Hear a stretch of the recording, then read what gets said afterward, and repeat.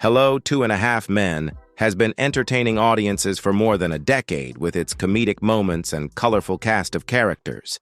But behind the scenes, many of the series' beloved cast members have passed away under tragic circumstances, from sudden accidents to quiet battles with illness.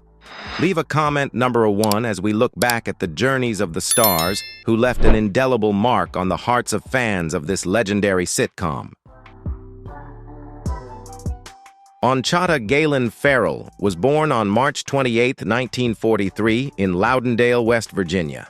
At the age of 60, she made a global impression with her role as Berta the blunt, yet incredibly charming housekeeper in 2.5 Men 2003-2015.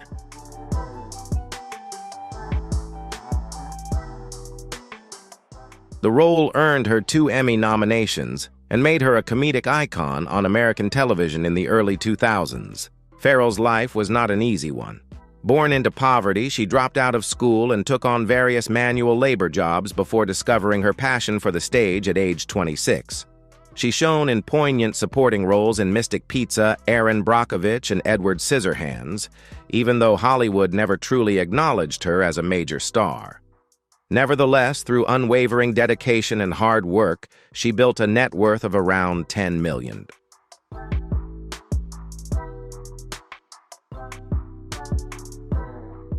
In her personal life, she had a small, happy family with her husband, Arnie Anderson, and their daughter, Samantha. But the final chapter of her life was filled with pain.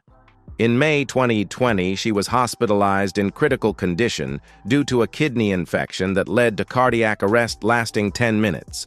Although she was resuscitated, her chronic heart and kidney conditions prevented her from recovering. Ferrell passed away on October 12, 2020, at the age of 77, leaving behind a deep sense of loss among fans and colleagues alike.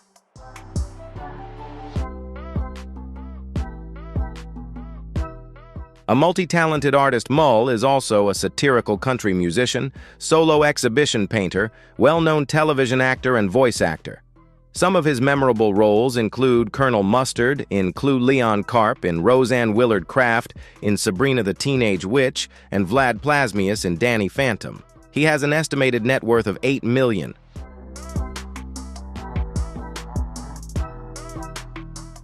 After 2 divorces, he married singer Wendy Haas and had a daughter, Maggie Mull, who later became a producer for Family Guy. Mull once said he did not believe in religion and believed that organized religion has done more harm than good to this planet. Remaining active in the arts during his later years, Mull appeared in Brooklyn Nine-Nine, The Ranch, and many other sitcoms. However, he passed away on June 27, 2024, at his home in Los Angeles after a long battle with illness at the age of 80.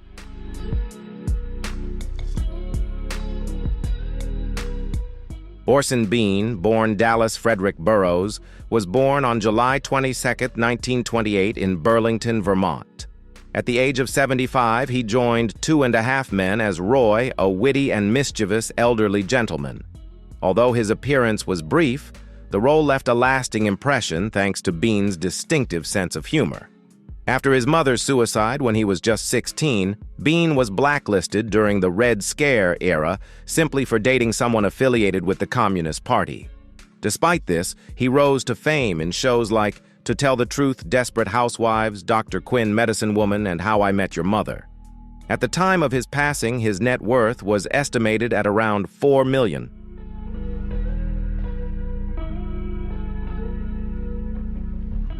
He was married 3 times and lived a life full of ups and downs, but marked by kindness and compassion.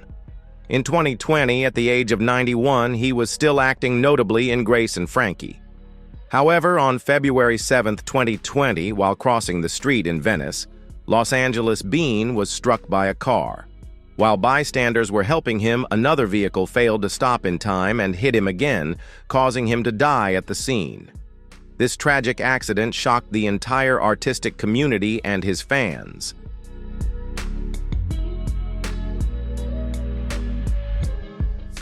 Georgia Bright Engel was born on July 28, 1948, in Washington, D.C. At the age of 55, she appeared in 2.5 Men as Pat McDougal, A gentle, elegant, and slightly naive mother-in-law, a role that perfectly reflected her signature soft-spoken style. Engel stood out in many American sitcoms such as The Mary Tyler Moore Show, 1972-1977, Everybody Loves Raymond Hott in Cleveland, along with dozens of other supporting roles spanning over a 40-year career. She received 5 Emmy nominations and 1 BAFTA nomination and was regarded as one of the most talented supporting actresses on television.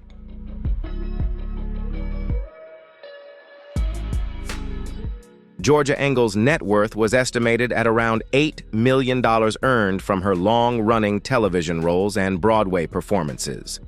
However, her life carried a quiet sorrow. As a devoted Christian Scientist, she did not believe in medical treatment, trusting instead that faith and spirit could heal all ailments. This belief contributed to her tragic death on April 12, 2019, in Princeton, New Jersey, at the age of 70. Due to the lack of medical intervention, the exact cause of death was not determined, leaving many in the arts community mourning a loss that might have been preventable. Do you find Georgia Bright Engel's story inspiring? If yes, please reply with 2. If not, please reply with 5.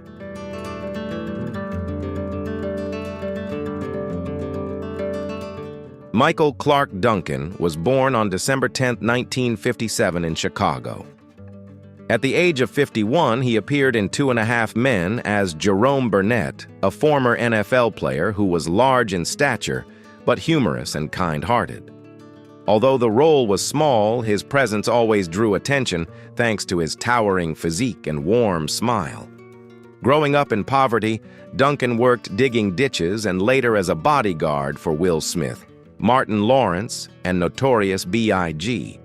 After B.I.G.'s death in 1997, he left the bodyguard profession to pursue acting.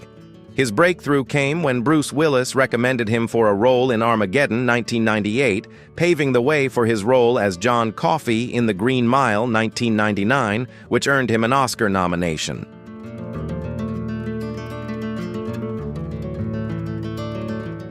Duncan had an estimated net worth of around $18 million at the time of his death.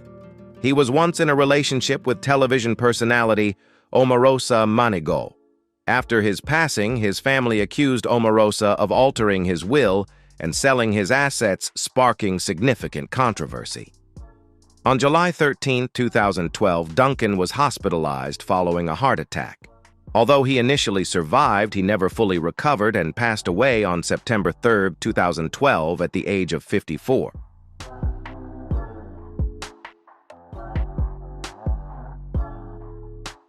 Brian Turk was born on May 29, 1970, in North Glen, Colorado.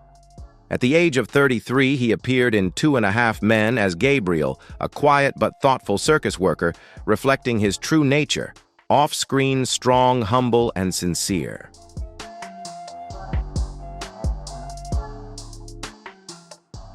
Standing at 1.93 meters tall with a muscular build, Turk was often cast in supporting roles in action-adventure and comedy films such as Jurassic Park, The Lost World 1997, Crocodile Dundee in L.A. 2001, The Jamie Foxx Show, and The King of Lies 2002.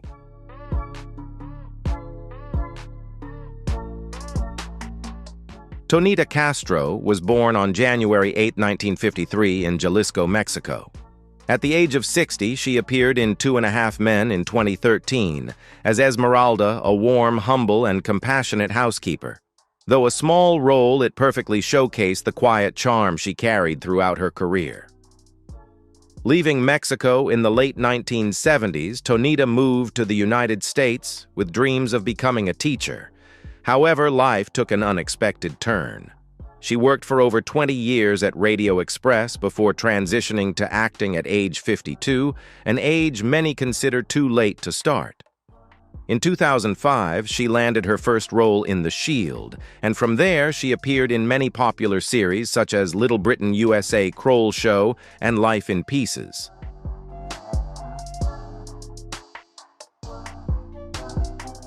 Her roles often portrayed Latina women in a realistic and profound way. In 2012, she made a strong impression in Go On alongside Matthew Perry, followed by the sitcom Dads, produced by Seth MacFarlane. Despite starting late, she managed to build a net worth of around $1 million, a remarkable achievement.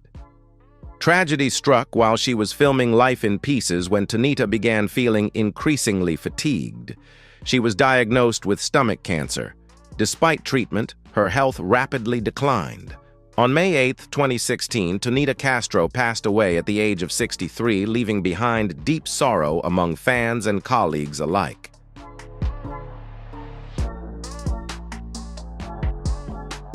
Jon Cryer was born on April 16, 1965 in New York into a long-established artistic family.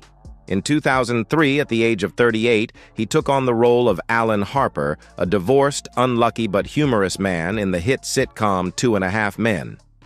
Across all 12 seasons, Cryer was the only actor to appear in every episode, earning him 2 Emmy Awards. 2009-2012, a star on the Hollywood Walk of Fame, and an estimated net worth of around $70 million. Despite his fame, Cryer always maintained a calm and composed demeanor in stark contrast to his co-star Charlie Sheen. In 2011, after Sheen was fired due to substance abuse and public conflicts with producer Chuck Lorre,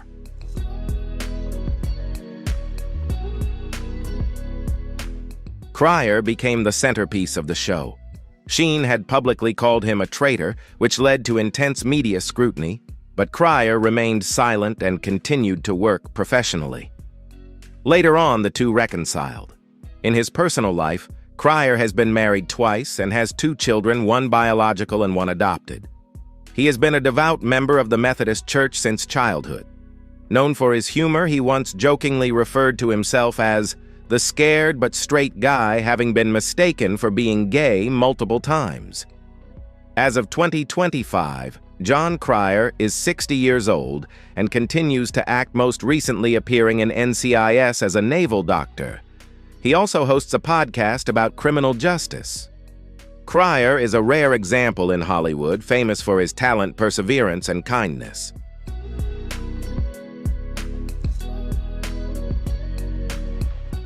Holland Taylor was born on January 14, 1943, in Philadelphia.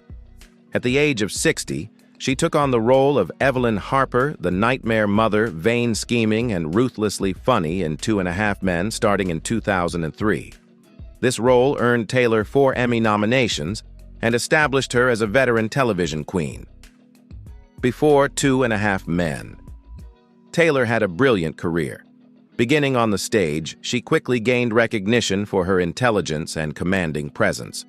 Her role as Judge Roberta Kittleson on The Practice 1999 earned her an Emmy Award, highlighted by her famous acceptance speech.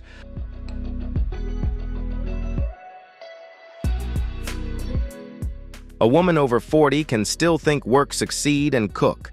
This was not just a thank you, but a bold statement representing her lifelong fight against ageism in Hollywood. Over more than 5 decades, she amassed an estimated net worth of around $18 million, not through scandal or fleeting fame, but through steady, respectable work that earned her respect across all platforms, stage, film, and television. Beyond the stage, Taylor also captured public attention in other ways.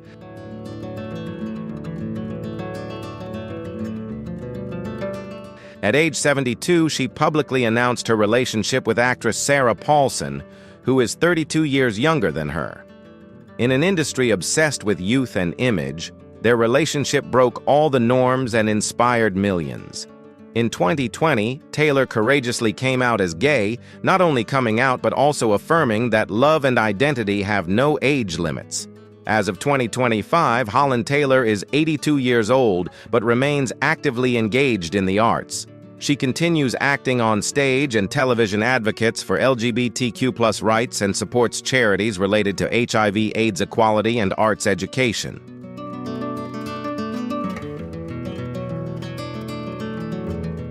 Christopher Ashton Kutcher was born on February 7, 1978. He joined 2.5 Men in 2011, replacing Charlie Sheen as Walden Schmidt, a kind, quirky tech billionaire trying to heal after a painful divorce. At 33, Kutcher took on the role amid intense public scrutiny and the large shadow cast by his predecessor. Behind the bright smile on screen, Kutcher carried deep personal struggles. Born in Iowa into a working-class family, he grew up witnessing his twin brother Michael battle cerebral palsy and undergo a heart transplant at just 13 years old. This experience brought Ashton close to death himself, to the point that he once considered donating his own heart. The hardships of his childhood ignited in him a strong desire to escape poverty and achieve success.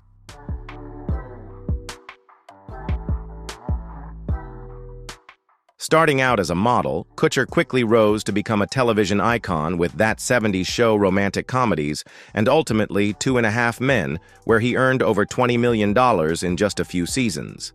As of 2025, Kutcher's net worth is estimated at around $200 million, not only from acting, but also from savvy tech investments in companies like Airbnb, Spotify, and Uber. He is one of the few Hollywood stars to achieve major success in Silicon Valley. However, his personal life hasn't always been smooth. His first marriage to Demi Moore, who is 15 years his senior, ended in 2013 amid allegations of infidelity, miscarriage, and emotional strain. Moore later described her time with Kutcher as the darkest period of her life.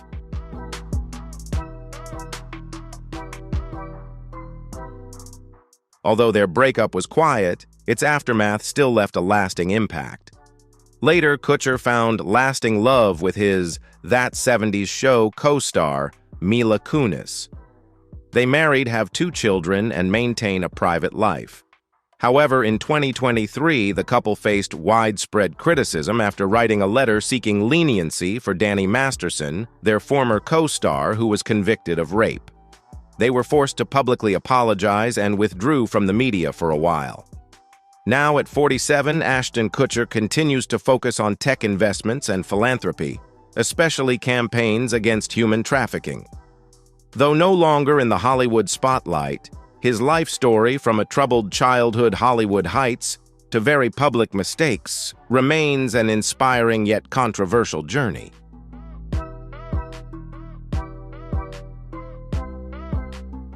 Thank you for watching the whole video. If you find this story interesting, don't forget to like and share the video with your friends and people around you so they can know. Leave a comment below in the comment section to let us know what you think, and don't forget to subscribe to the channel so you don't miss any other interesting videos. See you in the next videos. Everyone has laughed out loud at the hilarious chaos of the Barone family and Everybody Loves Raymond. With its witty banter, lovable characters, and heartwarming family moments, the show became a cherished part of millions of viewers' lives around the world. But behind those laughs lies a side of the story few ever hear: painful truths and silent tragedies that some of the show's stars quietly endured. You might be shocked to learn that the real-life endings of some cast members shook even Hollywood to its core. Today, we're pulling back the curtain to explore the untold stories behind the spotlight tales of legacy love and heartbreaking loss. If you're a fan of Everybody Loves Raymond, don't forget to like, subscribe, and hit the notification bell so you won't miss more powerful stories like this one. Doris Mae Roberts was born on November 4, 1925 in St. Louis, Missouri. Before becoming a household name through the beloved sitcom Everybody Loves Raymond, she had already built a long and respected career across stage and screen. When she took on the role of Marie Barone in 1996, Doris was 71 years old, an age when many actors begin to retire. Instead, she entered the most celebrated phase of her career. As Marie, the opinionated, meddlesome, yet deeply loving mother-in-law Doris brought nuance and charm to every scene.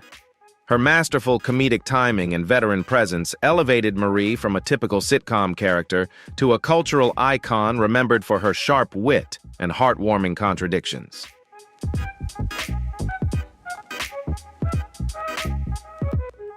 Marie Barone became one of the most unforgettable characters in television history, largely thanks to Doris's brilliant performance. The role earned her 4 prestigious Emmy Awards for Outstanding Supporting Actress, a testament to her extraordinary talent and dedication. More than just comic relief, Marie represented a very real and relatable figure, a mother who means well but doesn't always know when to step back. Through Doris's portrayal, this complexity was brought to life with grace and humor, touching millions of viewers. Though she has passed on Doris Roberts' legacy, especially her role in Everybody Loves, Raymond continues to resonate forever, etched into the hearts of fans around the world.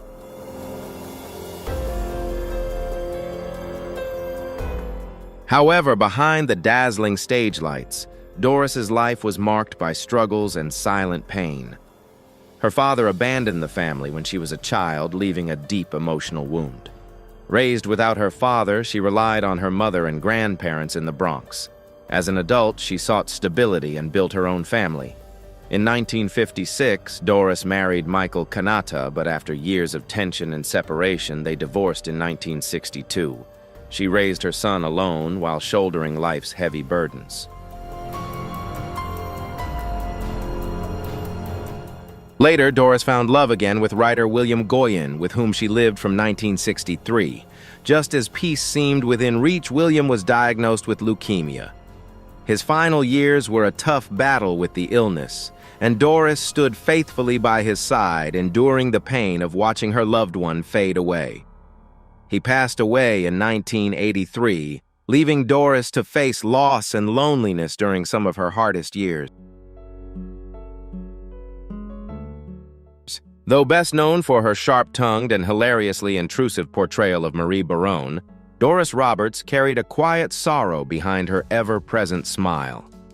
Acting was more than just a profession for her, it became a sanctuary, a way to fill the silent voids in her heart. Her performance as Marie marked not only the height of her career, but also a personal turning point, helping her emerge from the shadows of personal grief. Through that character, Doris rediscovered herself, earning numerous accolades, and more importantly, becoming an irreplaceable figure in the hearts of viewers who saw in her both comedy and compassion.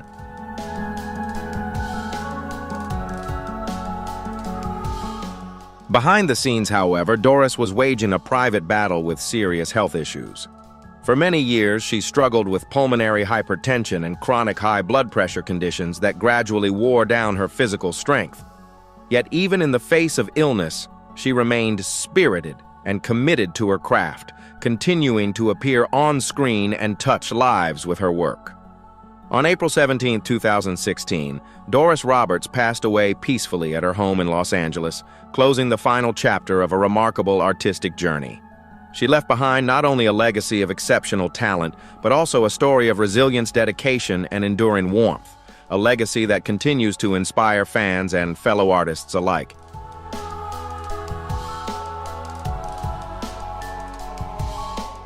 Doris Roberts peacefully passed away in her sleep at her Los Angeles home at the age of 90. A poignant public memorial was held at New York's Ambassador Theater, attended by close colleagues like Ray Romano and Patricia Heaton. Doris left behind not only a rich artistic legacy, but also an estimated net worth of $14 million built through a lifetime of tireless dedication amid silent struggles.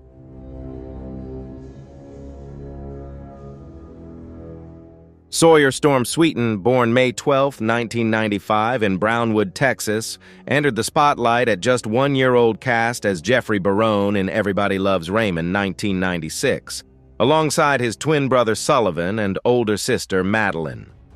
Sawyer grew up in front of the camera for 9 seasons, becoming an unforgettable part of millions of fans' lives. His childhood surrounded by the Barone family and the glare of the stage seemed enveloped in love and the spotlight.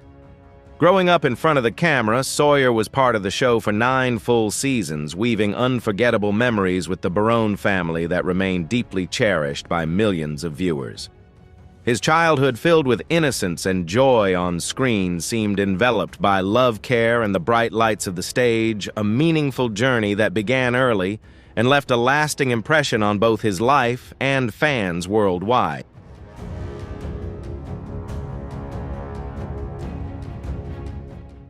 However, early success inadvertently placed an emotional burden on his young shoulders.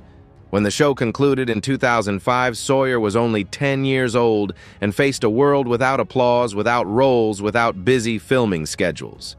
This void led him to withdraw from the limelight, living quietly in a riverside home he shared with his twin brother, seeking peace amidst internal chaos. Externally, Sawyer was remembered as the cute little Jeffrey, but internally he wrestled with pressure, loneliness, and the challenges of growing up in Hollywood's shadow.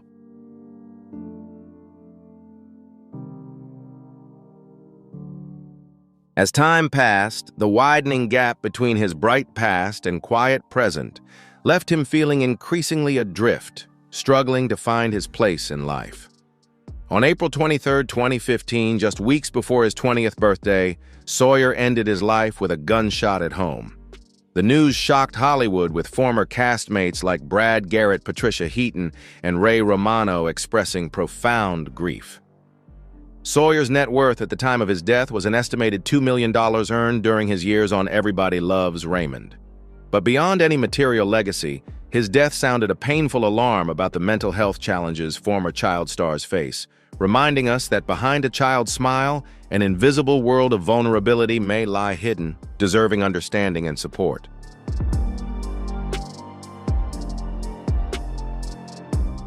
Born on October 18, 1935, in Norristown, Pennsylvania, Peter Boyle took on the role of Frank Barone at the age of 61 in the beloved comedy Everybody Loves Raymond, 1996.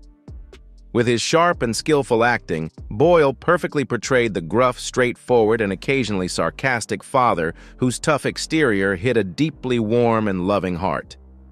This role quickly made him one of the most beloved characters on television.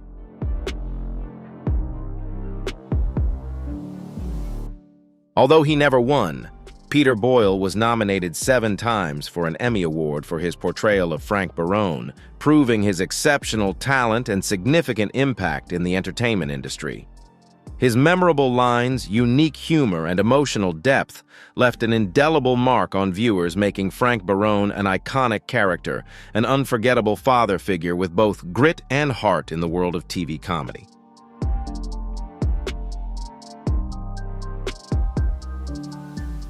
Behind the on-screen laughter, Peter's life was marked by silent battles with illness and personal hardship. In 1990, at the height of his career, Peter suffered a severe stroke that left him unable to speak or move for nearly 6 months. It was a time of deep despair, as he feared he would never return to acting. Yet with incredible determination, Peter made a remarkable recovery, and in 1996 he won an Emmy for his guest appearance on The X-Files, a sweet victory after his darkest days.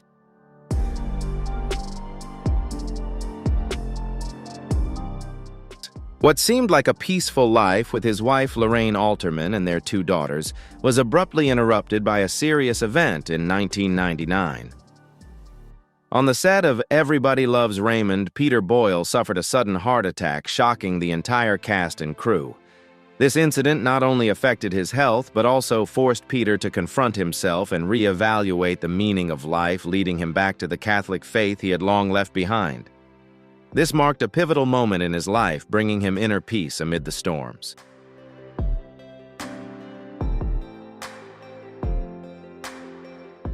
In his final years, despite facing the harsh realities of multiple myeloma and heart issues, Peter refused to give up his passion and acting career. Quietly fighting his illnesses, he continued to appear in projects like The Santa Claus 3 and All Roads Lead Home. His perseverance and dedication to the craft inspired many, proving that love for one's profession is a powerful force that transcends physical limitations.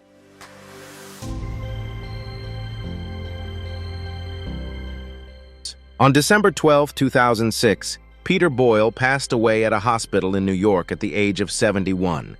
His death marked the end of a life full of ups and downs, pain, and silent victories. He left behind an estimated net worth of $8 million, largely allocated to his family, and a multiple myeloma research fund established by his wife in his memory. Peter's legacy extends beyond his memorable roles. It is a testament to resilience, artistic passion, and love for life that continues to inspire future generations.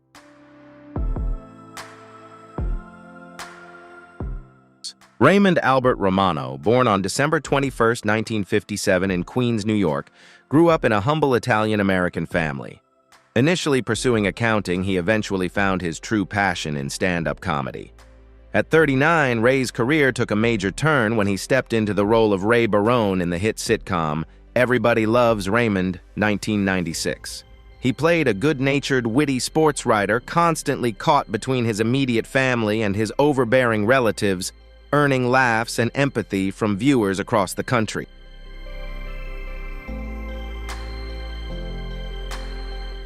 Ray Barone didn't just deliver punchlines, he reflected the everyday struggles of a modern family man. The character mirrored Romano's real life, capturing the challenges of balancing work, family, and relationships with genuine charm and humor. His authenticity and laid-back comedic style helped cement Everybody Loves Raymond as one of the most beloved sitcoms of the late 90s and early 2000s, with Ray's portrayal resonating deeply with audiences of all backgrounds.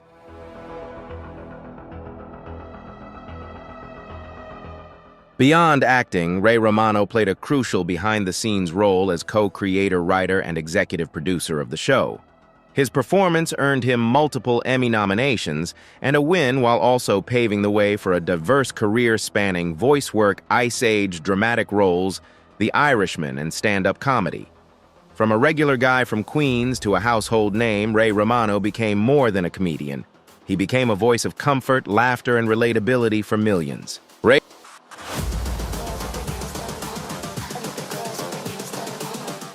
faced immense pressure as his fame skyrocketed, becoming the highest-paid sitcom actor of his time. The demand to keep Everybody Loves Raymond at the top, combined with an overwhelming workload, often left him torn between the demands of celebrity and his responsibilities as a husband and father. Even at the peak of his success, Ray admitted to struggling with severe anxiety and depression behind the scenes. Ray's biggest personal challenge didn't come from his career, but from his family. In 2010, while filming Men of a Certain Age, Ray was devastated to learn that his wife Anna had been diagnosed with stage 1 cancer.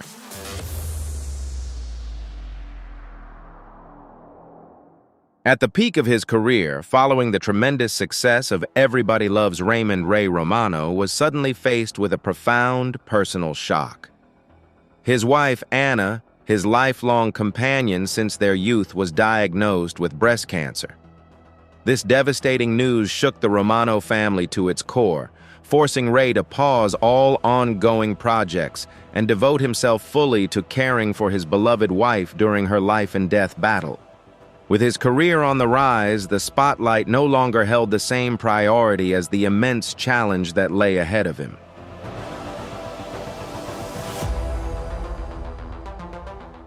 During this difficult and trying period, Ray was haunted by uncertainty about the future. Sleepless nights, the anxious wait for test results, and the helplessness of watching his wife fight her illness day by day became the greatest emotional challenge he had ever faced. The man who had brought laughter to millions of viewers now had to learn how to be a strong pillar of support, a source of comfort and encouragement for Anna throughout this difficult journey. Every moment was filled with care and hope.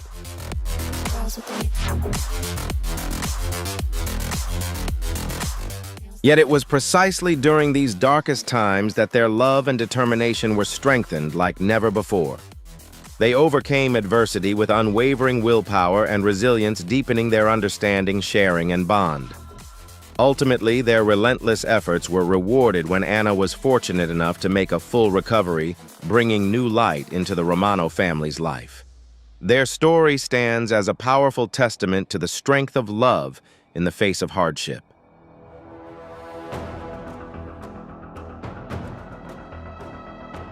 Thankfully, Anna made a full recovery.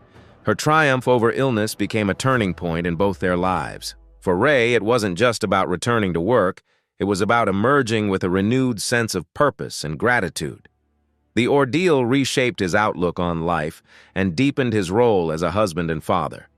It added a new dimension to his legacy, not just as a beloved entertainer, but as a man who embraced vulnerability and stood steadfast through life's toughest storm.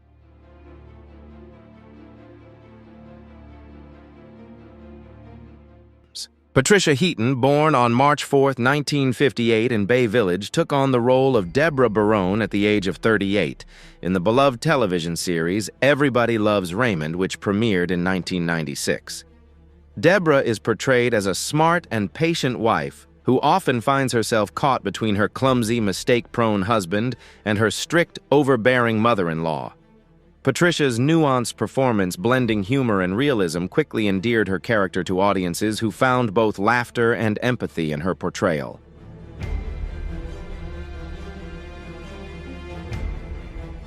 With her impressive acting skills and the ability to bring the character Deborah Barron vividly to life, Patricia Heaton transformed her into a patient, intelligent wife figure that audiences couldn't forget. The authenticity and relatability of this character brought Patricia tremendous success in her career, highlighted by 2 prestigious Emmy Awards for Outstanding Lead Actress in a Comedy Series. These awards not only recognize her talent, but also testify to her broad impact on the small screen. The role of Deborah Barron marked a significant turning point in Patricia's career and left a lasting impression on fans worldwide. Thanks to her nuanced performance and genuine emotional delivery, she helped create one of the most beloved wife characters in television comedy history.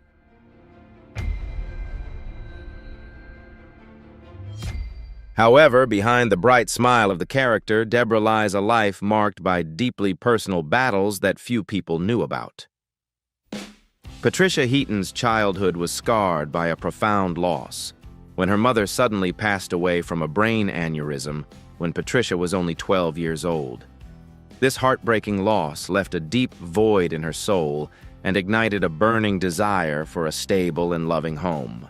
These painful memories stayed with her through the years of growing up, shaping her perspective on life and love in profound ways.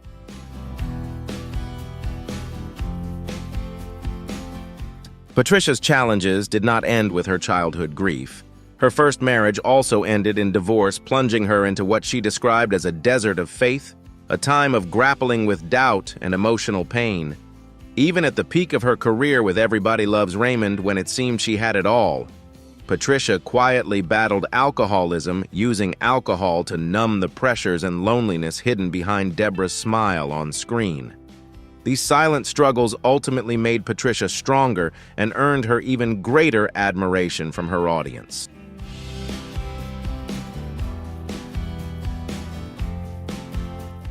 However, Patricia refused to let life's hardships define who she was. After struggling with alcoholism, she courageously overcame it and openly shared her journey to recovery. Patricia's honesty and openness not only helped her find light in her own life, but also became a valuable source of inspiration for many others facing similar struggles. Through this, she proved her strength and resilience not just as a talented actress, but also as a role model for overcoming adversity.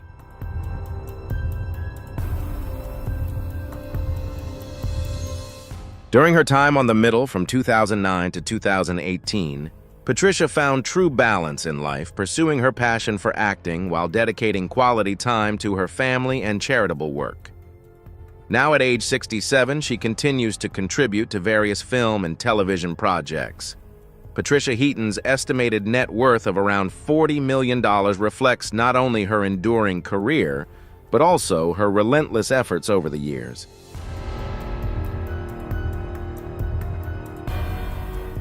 Sullivan Sweeten was born on May 12, 1995 in Brownwood, Texas. He became a beloved face when he took on the role of Michael Barone, one of the twin sons of Ray and Deborah in the hit sitcom Everybody Loves Raymond. When he was cast in the role in 1996, Sullivan was just 1 year old. Alongside his twin brother Sawyer and their sister Madylin, he grew up in front of the camera, appearing throughout all 9 seasons of the show. His portrayal of the lively and lovable young son left a lasting impression on millions of viewers around the world.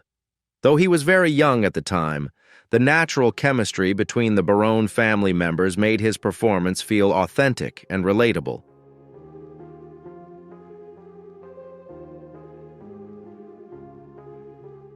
However, behind the spotlight, Sullivan's life was marked by pain and challenges. The greatest shock came with the loss of his twin brother Sawyer, his lifelong companion, in 2015. This loss left an irreplaceable void. Sullivan struggled to continue life as a twin without his brother facing deep loneliness that even his closest loved ones found hard to understand.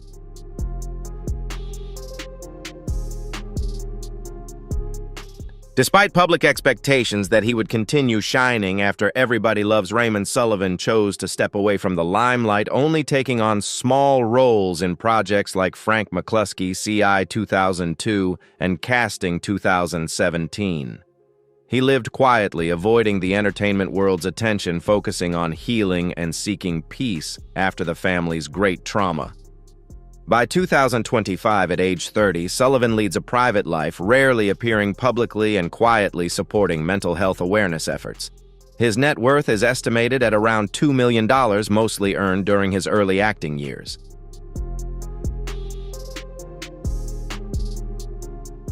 Brad Garrett was born on April 14, 1960, in Oxnard, California. He entered the entertainment world early on as a stand-up comedian and quickly gained recognition for his deep, distinctive voice and unique comedic style. In 1996, at the age of 36, he took on the role of Robert Barone in Everybody Loves Raymond, the tall, often overshadowed older brother of Ray. Portraying a clumsy but well-meaning police officer, Brad skillfully turned what could have been a secondary role into one of the show's most memorable characters. His performance earned him 3 Emmy Awards and brought countless laughs to audiences around the world. It was his combination of physical presence, striking voice, and nuanced acting that made Robert an unforgettable part of American television comedy history.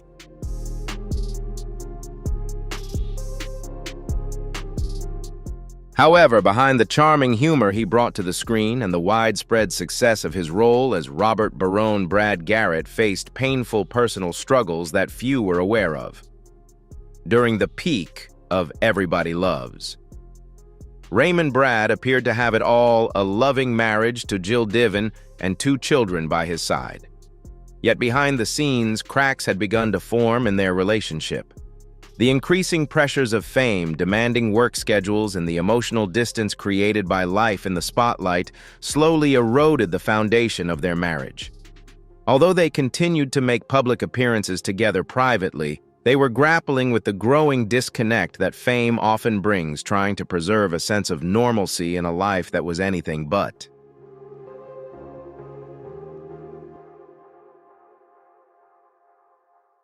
After 7 years together, Brad and Jill finalized their divorce in 2007, a highly publicized separation that went beyond emotional heartbreak.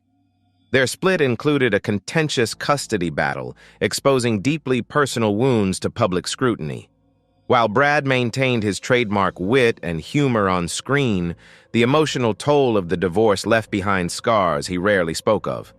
These silent wounds quietly shaped his personal life and forced him to confront emotional vulnerabilities that fame could not shield him from. It was a chapter of profound change, one that pushed Brad to reflect deeply, face his pain, and begin rebuilding a sense of self beyond the bright lights of Hollywood. Brad Garrett went through personal struggles despite bringing laughter to millions of fans. What do you think about how he overcame these challenges? Please like the video, subscribe to the channel, and leave your thoughts in the comments below.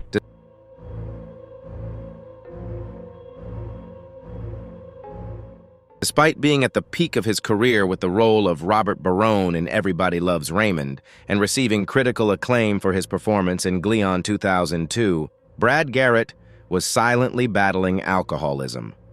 Behind the on-screen laughter were lonely nights as Brad struggled with the pressure of success, public expectations, and unhealed wounds from his personal life.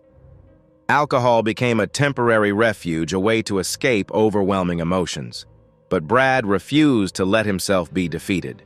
With self-awareness, determination, and the love he had for his children, he fought his way out of the darkness, regained control of his life, and became a devoted father, a role he values even more than fame.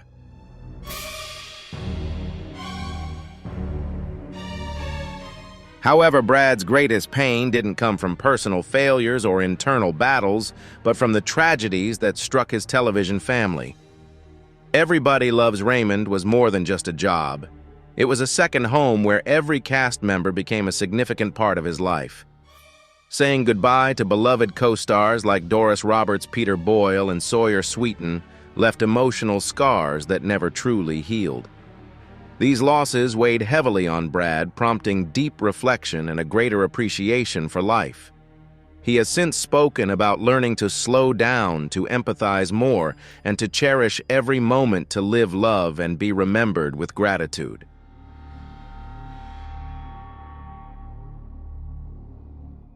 Brad Garrett has openly admitted that even while his career was soaring with Everybody Loves Raymond and his praised performance in Gleon 2002, he was silently battling a hidden enemy alcohol addiction. Beneath the spotlight and the laughter were nights of loneliness and inner struggle where Brad turned to drinking as a way to numb the emotional toll of fame and personal instability. The pressure of maintaining public success while privately unraveling became overwhelming. But driven by a deep love for his children and a desire for a healthier life, Brad fought his way through addiction, reclaimed his balance, and emerged as a devoted father and a more grounded man.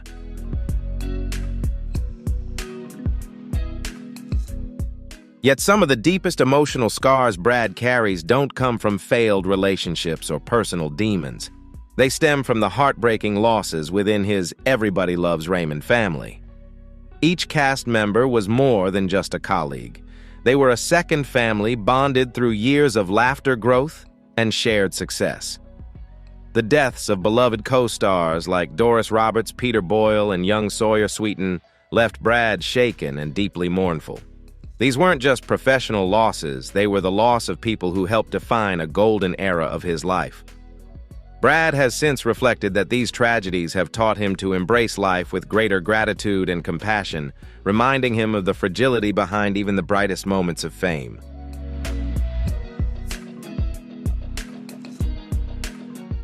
Fred Willard was born on September 18, 1933 in Cleveland, Ohio, and became a familiar and widely beloved face to television audiences, especially through his role as Hank McDougal in the hit show Everybody Loves Raymond. Hank Amy's father was portrayed as a conservative, sometimes goofy, but affectionate and endearing dad, contributing many humorous and heartwarming moments throughout the series. When Fred joined the cast in 2003 at the age of 68, it did not diminish his charm or performance energy. With his distinctive comedic style and natural charisma, Fred quickly won the hearts of viewers, helping to sustain the success and lasting appeal of Everybody Loves Raymond, while cementing his place as one of the most talented and beloved comedic actors on television.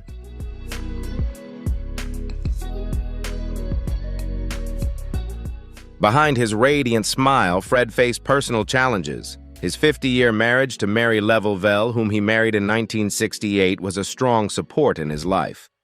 However, Mary's battle with illness in her later years and her death in 2018 left an irreplaceable void in Fred's life. The grief led him to become more withdrawn and lonely, especially as aging and health issues took their toll.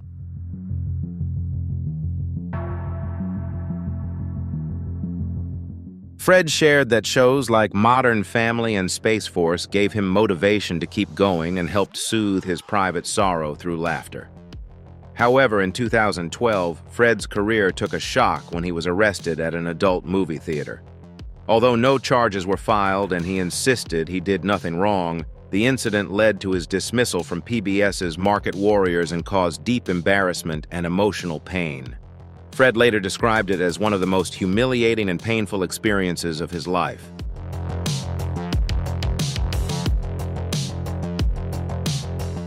Despite facing many difficult moments in his life, Fred Willard persevered and continued to appear in beloved projects such as Best in Show a Mighty Wind and Modern Family. In his later years, he quietly battled coronary artery disease and myelitis spastic syndrome. Fred Willard passed away on May 15, 2020 at his home in Los Angeles at the age of 86. The cause of death was cardiac arrest, along with long-term declining health. At the time of his passing, his net worth was estimated to be around $10 million, a result of a lifetime dedicated to film, television, and comedy. He was laid to rest at Forest Lawn Memorial Park, the final resting place of many Hollywood legends, closing a career full of glory, but also carrying untold sorrows.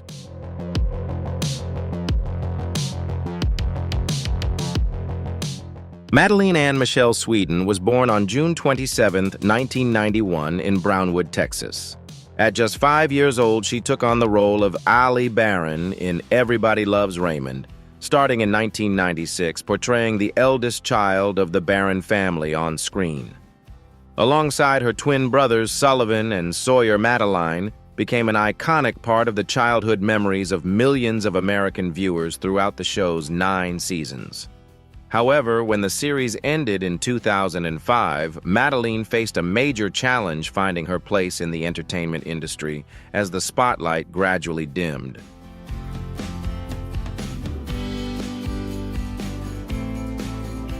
She felt boxed in by the image of the beloved child star and struggled to land more complex roles. This sense of isolation deepened as she witnessed her brother Sawyer silently battling depression, with the greatest heartbreak occurring when Sawyer tragically died by suicide on April 23, 2015. This loss transformed Madylin from a sister into a passionate advocate for mental health awareness. She frequently appears at events and in the media to remind the world that behind the bright smile of a child, can lie storms within the soul that deserve understanding.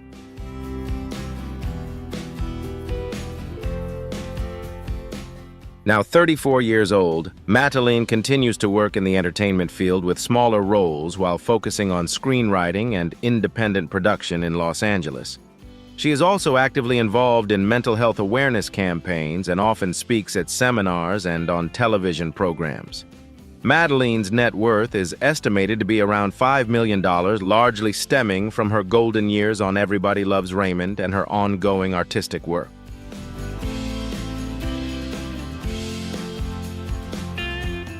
Katherine Marie Helmond was born on July 5, 1929, in Galveston, Texas. She joined Everybody Loves Raymond as Lois Whelan, the gentle, thoughtful mother with a flair for delivering subtly humorous moments, adding warmth and nuance to the Barone family dynamic. At age 67, Katherine captivated audiences with her graceful presence and refined performance. This role became a meaningful part of her television legacy, complementing her iconic portrayals of Jessica Tate in Soap and Mona Robinson in Who's the Boss. With her versatile and nuanced acting, she became a beloved figure in American television.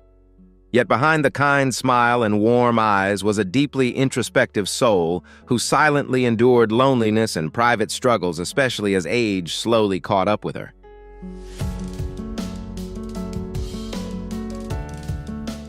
Her enduring marriage to playwright David Christian, which began in 1969, served as a pillar of strength throughout her life, both personally and professionally. He remained faithfully by her side through every high and low, offering unwavering support during the later years as she began to retreat from the stage and public spotlight.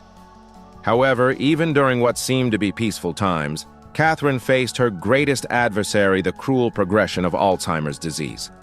The illness gradually eroded not only her memory and artistic prowess, but also the cherished moments she once held dear, even the very roles that had defined her career.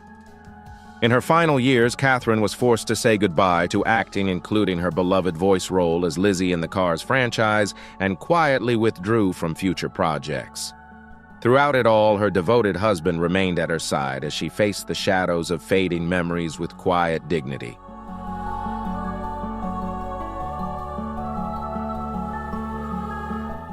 The disease slowly eroded her memory talent and the lifelong passion for acting to which she had so deeply devoted herself. Once a sharp, commanding presence on Broadway and film sets, Katherine found herself trapped in a maze of forgetfulness, where even the iconic roles that had defined her career seemed to slip further out of reach. Eventually, she had to bid farewell to acting, stepping away from her cherished voice role as Lizzie in the Cars series and withdrawing from all future projects. Her devoted husband, David Christian, remained by her side, quietly witnessing her gradual decline as fragmented memories blurred the lines between reality and dreams. On February 23, 2019, Katherine Helmond passed away at her home in Los Angeles. Her estimated net worth at the time of her death was around $5 million. Her passing left a deep sense of loss among colleagues and fans alike, those who remembered her not only as a beloved star who once shone so brightly, but also as someone whose brilliant mind was in the end betrayed by the very thing that once defined her.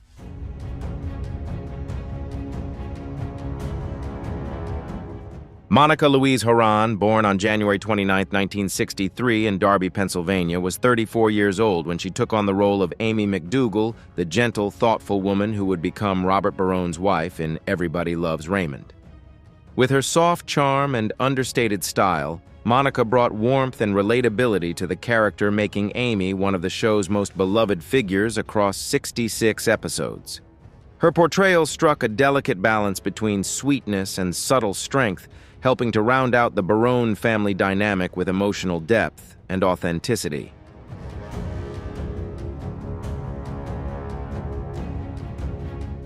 However, behind Amy's gentle smile and on-screen harmony, Monica faced unique personal pressures.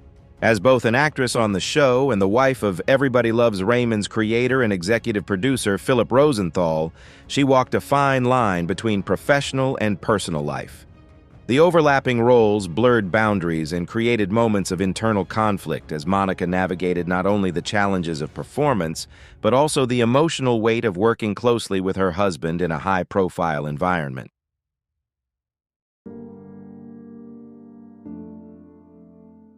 Working under her husband's direction on such a popular series was no easy feat. Monica revealed she sometimes felt overwhelmed as the boundary between work and family blurred.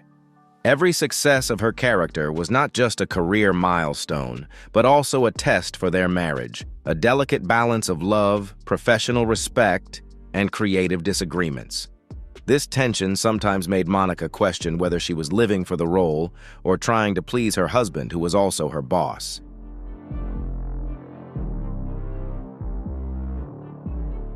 After the series Everybody Loves Raymond ended, Monica chose to step away from the spotlight in search of balance and peace in her personal life. She focused on her role as a mother, devoting her time to raising their 2 children in a stable and nurturing environment, far from the pressures and scrutiny of fame. At the same time, she actively participated in community and charitable efforts supporting social causes with quiet but heartfelt dedication. While she no longer appeared regularly on television, Monica maintained her connection to the arts through occasional guest appearances on shows like Somebody Feed Phil created and hosted by her husband-producer Philip Rosenthal.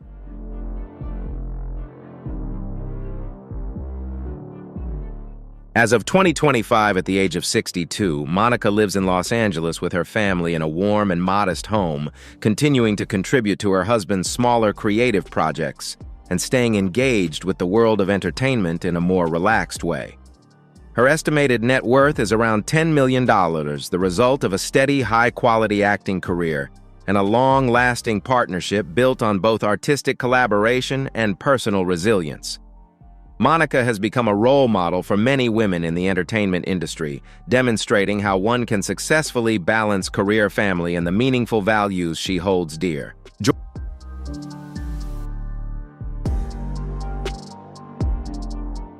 Georgia Bright Engel, born on July 28, 1948 in Washington, D.C., was a familiar and beloved television figure, especially known for her role as Pat McDougal, the gentle, sweet, and somewhat innocent mother of Amy in Everybody Loves Raymond. When she took on this role in 2003, she was 55 years old, bringing with her the wisdom and experience of a long and successful career. With her distinctive soft voice and kind demeanor, Georgia not only delivered charming humor, but also conveyed the emotional depth of a loving mother, making the character of Pat vivid and memorable in the hearts of viewers.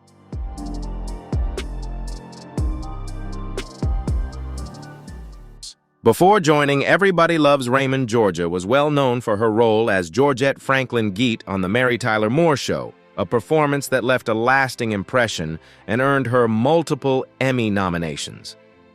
This role helped define the image of a sweet, somewhat naive lady that she often portrayed throughout her career, sometimes leading to typecasting in similar roles. However, every time she appeared on screen, Georgia Engel brought natural charm, refined acting skills, and an open heart, making her one of the most beloved television actresses in the eyes of American audiences.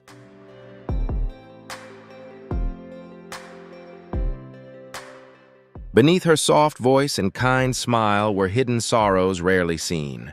Georgia lived a solitary life, never married and without children, dedicating herself fully to acting. The popularity of her character Geta inadvertently boxed her into the adorable fool typecast, limiting her opportunities for more complex roles. Yet she remained devoted to the stage, performing in Broadway productions and smaller tours, always yearning to prove she was more than just Geta.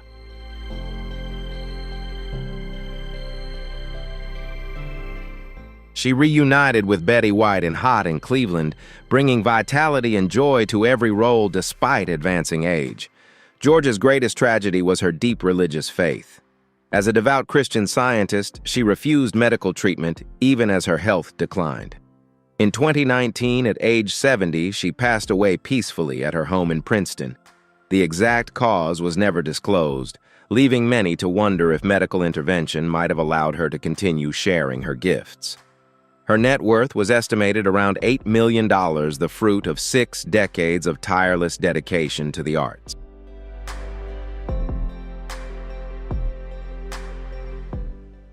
Georgia Engel's fame inadvertently boxed her into the role of an adorable, naive character, making it rare for her to be cast in more challenging and complex parts. Every time she returned to the stage, whether in The Sleepy Guardian or John Georgia, carried a deep desire to prove she was much more than that. Yet Hollywood seldom opened its doors to actors labeled in such a way.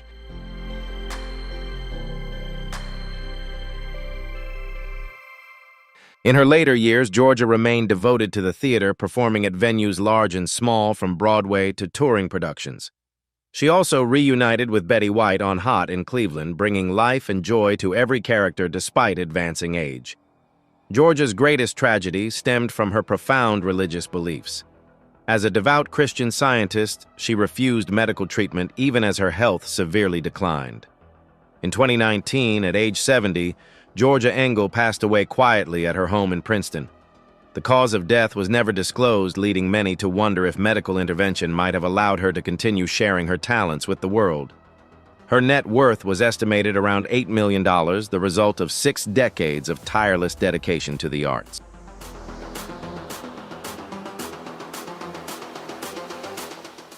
Robert Martin Culp was born on August 16, 1930 in California. He joined Everybody Loves Raymond in 1996 at age 66, playing Warren Whelan, the kind, intelligent, and thoughtful father-in-law of Deborah Barron. His performance captured his signature charm and depth, winning hearts with sincere glances and lines. However, Robert Culp's real life was marked by pain and upheaval. He married 5 times. His first 4 marriages ended in divorce, leaving emotional scars and a lingering disappointment over the dream of a lasting home. Despite these setbacks, Culp strived to be a good father, especially to his children who followed him into acting.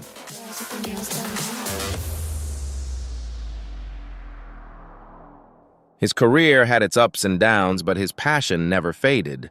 Even in later years, he wrote scripts and held on to the dream of making a film about Terry and the Pirates, the childhood hero who inspired him.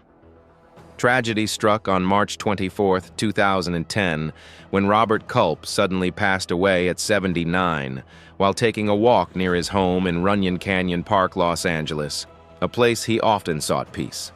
The cause was determined to be a heart attack. He was laid to rest at Sunset View Cemetery in El Cerrito. His net worth at death was estimated around $5 million, modest compared to the artistic legacy he left behind.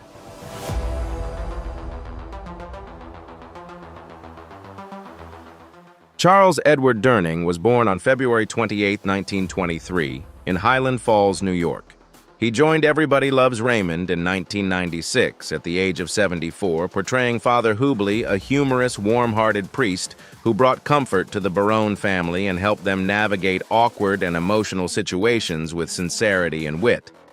With his heartfelt, witty, and subtly layered performance, Durning breathed life into the character, making Father Hubley an essential part of the show's most touching and meaningful moments.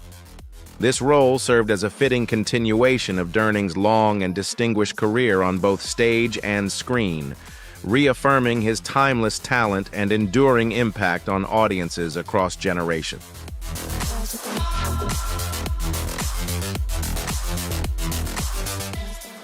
Behind his kind smile and gentle voice was a life shaped by profound pain. A World War II veteran, Durning fought in some of the fiercest battles from D-Day to the Battle of the Bulge, carrying war scars and haunting memories of fallen comrades.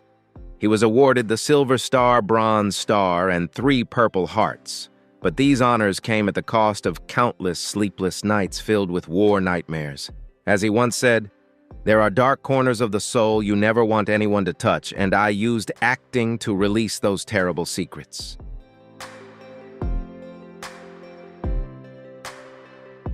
In his personal life, Charles Durning experienced 2 quiet marital separations. His first marriage to Carol Downey brought him 3 children, but ended in divorce in 1972. His second marriage to Marianne Aleo also ended quietly when they filed for legal separation in 2010. Despite challenges in love, Durning devoted himself passionately to acting and veteran advocacy. He became a symbol of resilience on stage and screen, inspiring generations.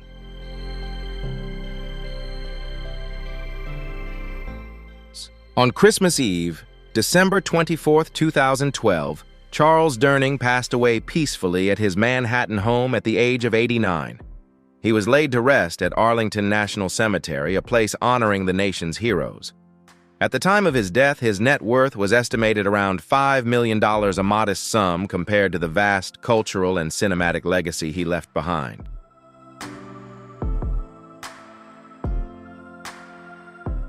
No matter how much time passes or how fate may dim their spotlight, the stars of Everybody Loves Raymond have left behind a legacy that continues to live on in the hearts of fans around the world. The laughter, the warmth, and the unforgettable moments with the Barone family have become a cherished part of childhood and youth for so many. What about you? Do you have a favorite memory from the Barone family? A hilarious quote, a touching episode, or simply the loving and chaotic bond of the entire family? Drop a 1 in the comments if you feel connected to the stars of Everybody Loves Raymond, or a 0 if you have a different take. We'd love to hear your thoughts. Thank you so much for watching. If you enjoyed this video, don't forget to like, share, and subscribe. Click on the next video popping up on your screen, another video from our channel. In today's video, we will recap the American celebrities who have passed away in the past few days, along with other notable figures from around the world. Before we begin, if you find this content valuable, please support us by hitting the like button. Your support truly motivates us to continue bringing more meaningful content. Thank you so much. Now let's start today's journey. Jimmy Swaggart, the famous preacher of the 1980s, has passed away at the age of 90. Known for his fiery sermons and musical talent, Swaggart built one of the most influential ministries in the United States. Born in Faraday, Louisiana, he came from a devout family and was a cousin to rock legend Jerry Lee Lewis.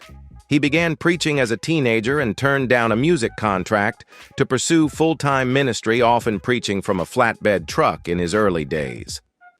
By the 1970s, Swaggart launched a national radio program, later expanding into television in 1975.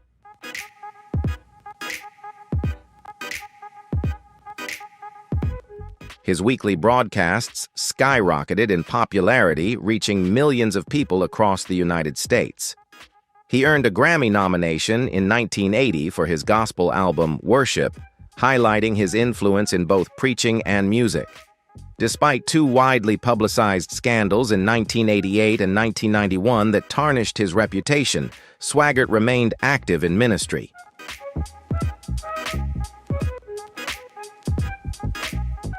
He continued preaching and building his foundation, launching the Sun Life Broadcasting Network and developing a family legacy that includes his son Donnie and grandson Gabriel.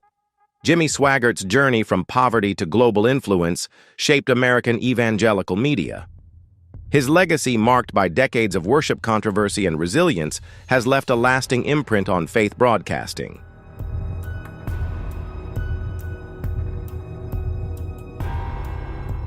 Lyndon L.B. Buyers, the former enforcer for the Boston Bruins and beloved veteran broadcaster, passed away on July 4th at the age of 61. Known for his strong presence on the ice and deep voice on the airwaves, Buyers built a life filled with determination, humor, and passion. Born in Nepowan, Saskatchewan, he became famous with the Bruins in the 1980s, playing 9 tough seasons and helping the team reach the Stanley Cup Finals in 1988 and 1990. He earned a loyal fan base with his physical play and larger-than-life personality. Buyers accumulated over 1,000 penalty minutes in his NHL career, but his standout season was 1987-88, where he scored 10 goals, 24 points, and accumulated 236 penalty minutes in just regular season play.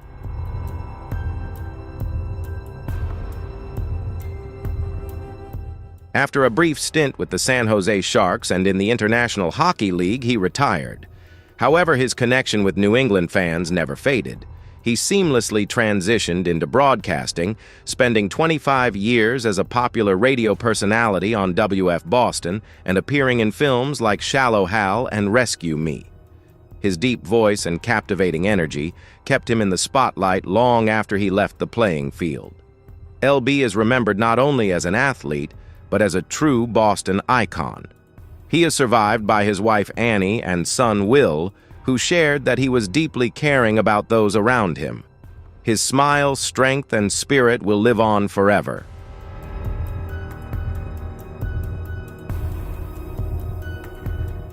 Michael Madsen, the iconic actor known for his unforgettable roles in Reservoir Dogs and Kill Bill, has passed away at the age of 67. Found unconscious at his home in Malibu on July 3rd, authorities have confirmed that the cause of death appears to be natural with no foul play suspected. Madsen's trademark bad boy persona and strong charisma made him a standout presence in countless films over 4 decades.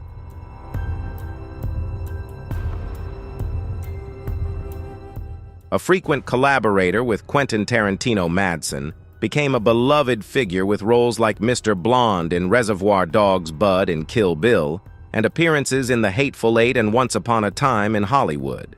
Beyond Tarantino's films, he starred in Thelma and Louise, Donnie Brasco, and Free Willy, showcasing his impressive versatility across genres. In recent years, Madsen returned to independent cinema working on new films and preparing to publish a poetry collection titled Tears for My Father.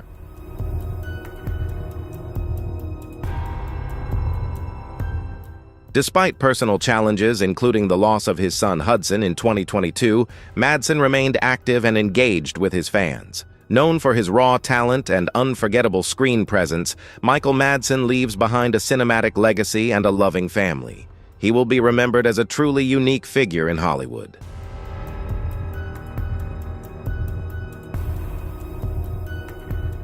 Carolyn McCarthy, the former U.S. Congresswoman from New York, and a leading voice in the fight for gun control, passed away at the age of 81.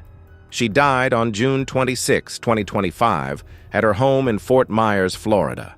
McCarthy entered politics under tragic circumstances after losing her husband Dennis in a mass shooting on the Long Island Railroad in 1993. That heartbreaking loss drove her to serve her community, determined to bring about change through action.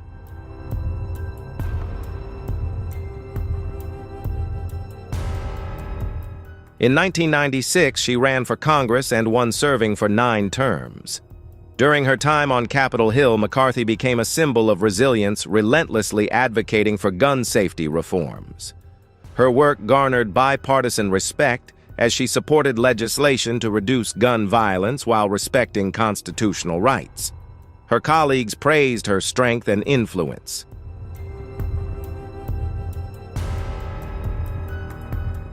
Congresswoman Betty McCollum honored her, stating that McCarthy turned her personal tragedy into a mission to make communities safer.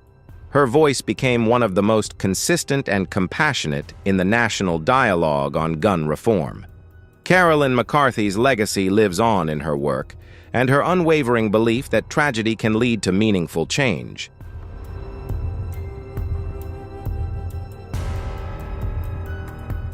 Diogo Jota, the star forward for Liverpool and the Portugal national team, tragically passed away in a car accident at the age of 28. His younger brother footballer, Andre Silva, also lost his life in the incident, which occurred in Zamora, Spain. Authorities confirmed that the car veered off the road and caught fire. No other vehicles were involved.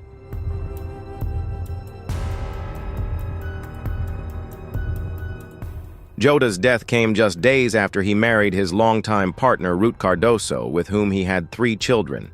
He had recently shared joyful wedding memories online, now tragically among his last public moments. The devastating news sent shockwaves through the football world, with condolences pouring in from fans, his club, and teammates.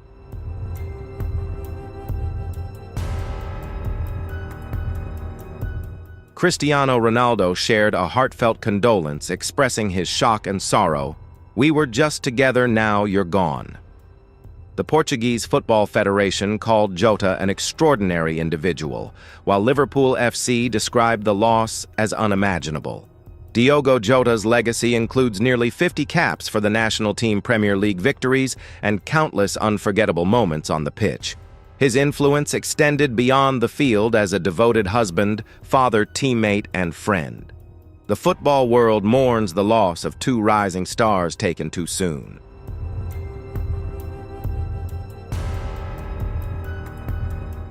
Peter Russell Clark, one of Australia's most beloved culinary icons, has passed away at the age of 89. A pioneer in television cooking, he became a household name through Come and Get It, a series that aired nearly 900 episodes throughout the 1980s and 90s. His charm, wit, and genuine approach brought joy to millions and helped shape the way Australians viewed food on screen.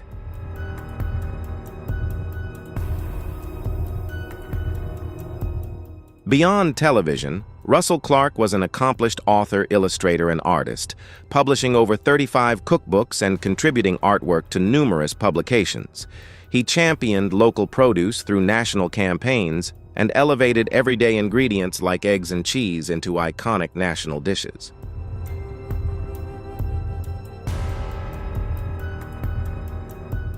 His legacy extends into education, public health, and food advocacy, making him an authoritative and inspiring voice. He passed away surrounded by his wife and children, closing a chapter in Australia's cultural history. Peter Russell Clark was more than just a chef. He was a symbol of creativity, warmth, and connection. His influence will continue through the generations who grew up watching, learning, and cooking alongside him.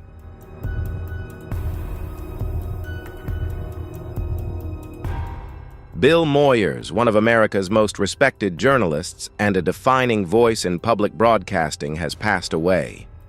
Renowned for his insightful analysis of politics, culture, and democracy, Moyers began his national career as press secretary to President Lyndon B. Johnson before spending decades in journalism. His legacy includes acclaimed PBS programs such as Bill Moyers' Journal Now with Bill Moyers and Moyers on America, where he brought clarity and conscience to complex public issues. Moyers combined intellectual depth with a steadfast focus on justice, media integrity, and civic responsibility. With over 30 Emmy Awards and 9 Peabody Awards, his career set a standard for public media.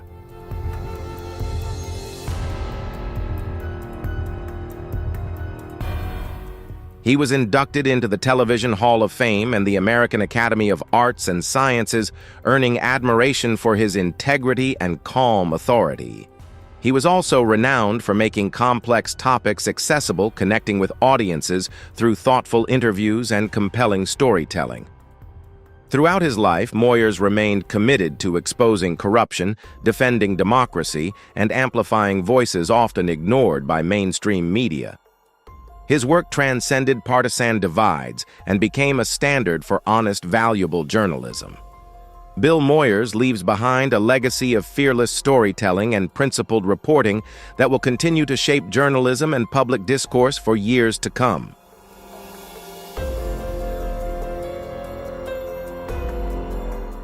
A classically trained pianist, she earned a scholarship to Howard University at the age of 15 and began her journey not as a singer, but as a determined pianist, aiming to break barriers in a divided music world. Her debut album in 1969, First Take, introduced her to the world, but it was the inclusion of the song "The First Time Ever I Saw Your Face" in the film Play Misty for Me that catapulted her to superstardom. Flack went on to win 4 Grammy Awards and became the only solo artist in history to win Record of the Year 2 consecutive years.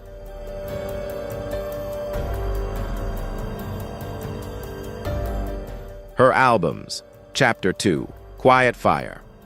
Killing Me Softly and her collaborations with Donny Hathaway helped shape a generation of R&B and define the quiet storm genre, influencing countless artists that followed.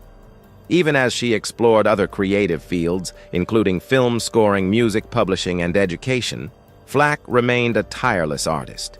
She continued recording into the 2000s and later co-authored a children's book inspired by her musical roots. Her music challenged genre boundaries and cultural norms, uplifting generations with its sincerity, vulnerability, and grace. Robera Flack leaves behind a timeless legacy, one built on truth, exceptional musical talent, and deep emotional connection.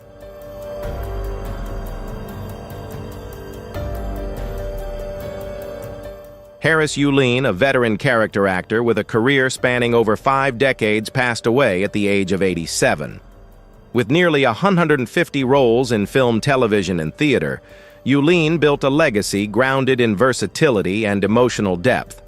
Although never a mainstream celebrity, his commanding presence and nuanced performances left a lasting impression across generations. From his menacing role in Scarface to complex parts in Training Day, Clear and Present Danger, and Ghostbusters II, Yulin became a recognizable face for both film enthusiasts and television fans.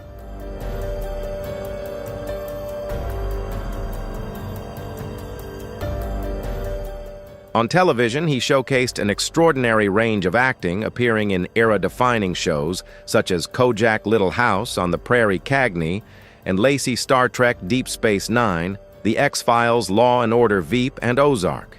His guest appearance on Frasier earned him an Emmy nomination in 1996, solidifying his position as a respected and enduring talent. In the Star Trek episode, Duet, Yulin delivered one of his most emotionally rich performances, still a fan favorite to this day. Beyond his screen work, Yulin was deeply committed to the stage, performing in both American and international theaters.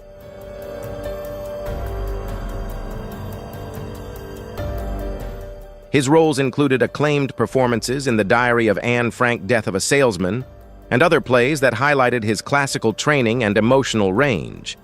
His presence, though often quiet and humble, brought dignity and authenticity to every performance.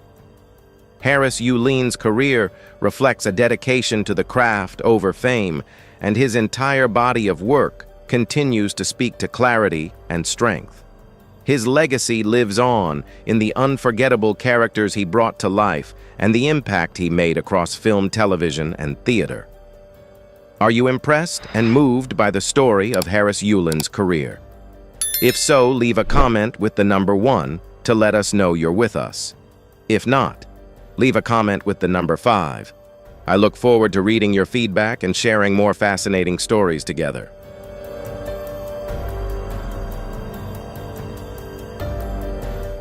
Pippa Scott, an accomplished actress with a career spanning film, television, stage, and social activism, passed away at the age of 89.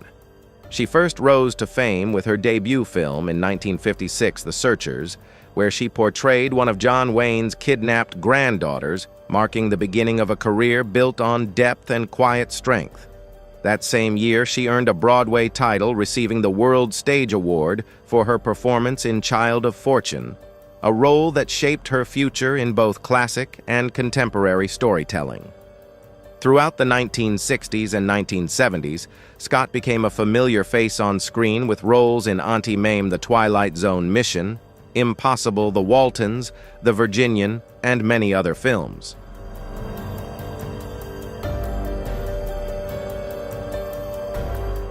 In 1976, she landed the lead role of Maggie Hearn in Jigsaw John, solidifying her presence in the dramatic television landscape of the era. Although she gradually stepped back from acting, her creative influence only deepened in later years. In 2006, she made her directorial debut with King Leopold's Ghost, a powerful documentary exposing the atrocities in the Congo under Belgian rule. The film won the Jury Award for Best Documentary at the Santa Barbara International Film Festival. Beyond filmmaking, Scott's passion for justice led her to establish the International Monitoring Institute in 1993, an organization dedicated to documenting war crimes around the world. Pippa Scott's legacy is one of talent, purpose, and fearless advocacy.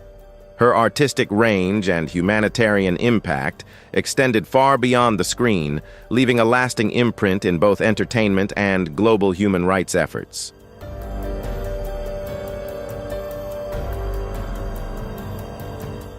Clint Eastwood, full name Clinton. Eastwood Jr. was born on May 31, 1930 in San Francisco, California, at the dawn of the Great Depression, a time that would shape his resilience and independence. His father, Clinton Sr., held various temporary industrial jobs, causing the family to move frequently along the Pacific coast.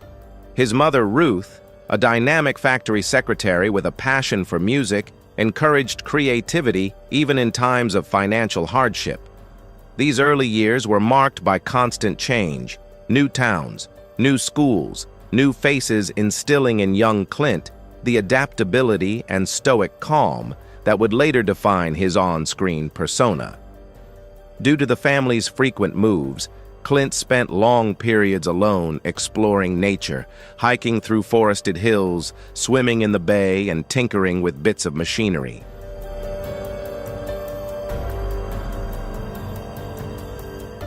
Neighbors recall a skinny, quiet boy who observed everything, absorbing gestures, scenery, and stories that he would later translate into cinematic language. Despite his impressive height, he remained shy, cultivating quiet confidence rather than loud boasting. At Oakland Technical High School, he showed promise in vocational classes and sports. However, academics never captured his interest. He was drawn more to engines, jazz records, and the open road than to textbooks. After graduating in 1948, Eastwood worked as a lifeguard, lumberjack, grocery clerk, and steel factory worker, experiencing the backbone of the American working class.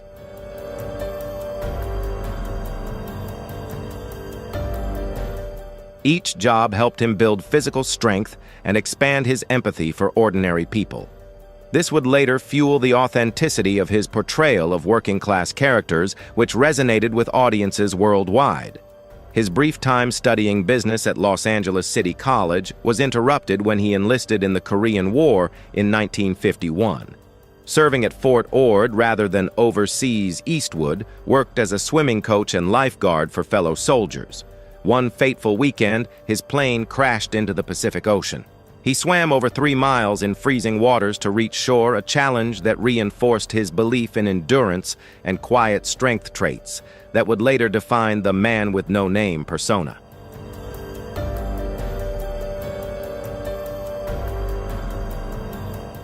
While stationed at Fort Ord, he met ambitious actors and was encouraged to try out in front of the camera. His interest in acting was more driven by the prospect of storytelling and stable work than the glamour of fame.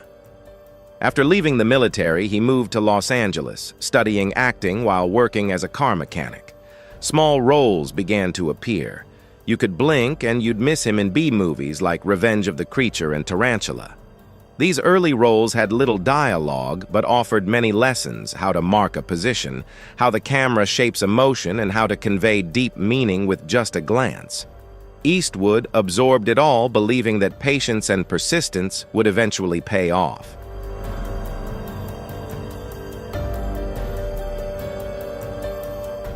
In 1954, a talented scout from Universal Studios noticed his rugged build and photogenic face. A contract was signed, but the studio tried to reshape him, adjusting his teeth, styling his hair, and pushing for a more traditional leading man acting style. Eastwood accepted the grooming, but resisted the artifice, instead honing a more natural acting style inspired by Gary Cooper and jazz rhythms. When Universal canceled his contract in 1955, he considered giving up, but instead doubled down, studying under legendary acting coach Jeff Corey and reading Western novels to gain deeper insights into character development.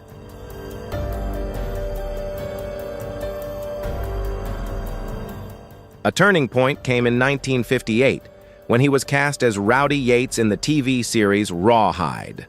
Although still inexperienced, he seized the opportunity to refine his craft over 8 challenging seasons, learning about camera angles, script analysis, and the importance of collaboration. Outside of filming, he spent evenings in the editing room asking questions, a curiosity that foreshadowed his future as a director. By the time Rawhide ended in 1966, Eastwood had transformed from a hired actor into a recognizable face, ready to reshape the Western genre and, in the process, American cinema.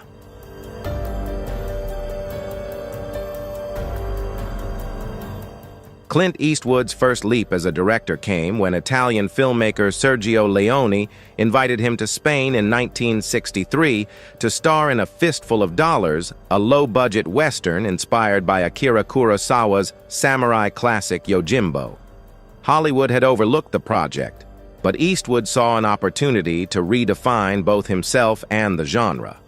Donning a poncho he bought in Madrid and improvising much of his dialogue, he created the prototype of the taciturn anti-hero with squinting eyes, an unshaven jaw, and ambiguous morality.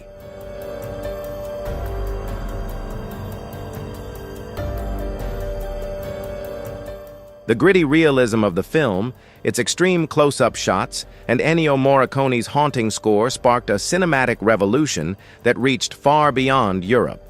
Its box office success led to 2 sequels. For a Few Dollars More, 1965, and The Good, the Bad, and the Ugly, 1966, solidifying the so-called Dollars trilogy. Together they grossed millions worldwide, and Eastwood returned to the U.S. as a true icon, proving that silence, attitude, and authenticity could convey more than thousands of grandiose studio lines.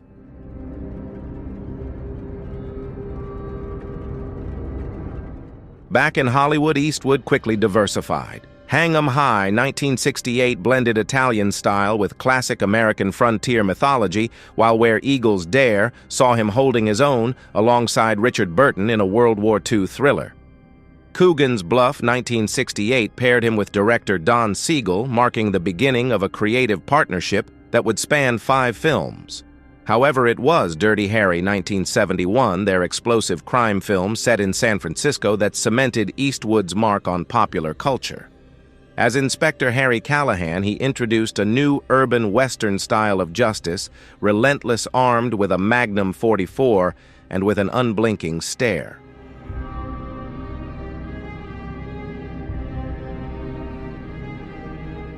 The legendary line, "Do you feel lucky?"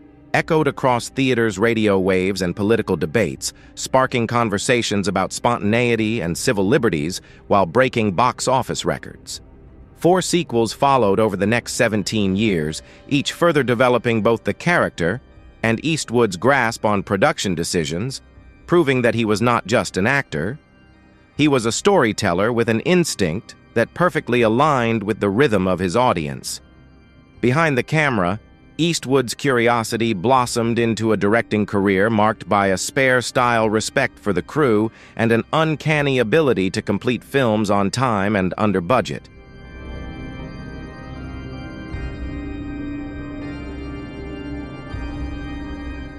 His directorial debut in 1971 play Misty for Me was a psychological thriller about an obsessed fan, primarily filmed on location in Carmel by the Sea with minimal shots and natural lighting. Critics praised his steady vision, while film studios recognized a filmmaker who could stretch a dollar further than most veterans.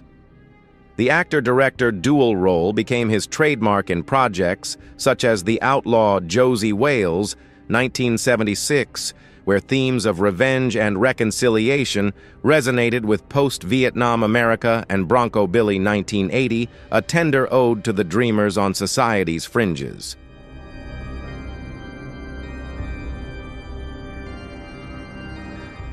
Each film honed his storytelling voice with tales of harsh individualism balanced by empathy for outsiders, conveyed through long contemplative shots that trusted the audience to think for themselves rather than being told what to feel.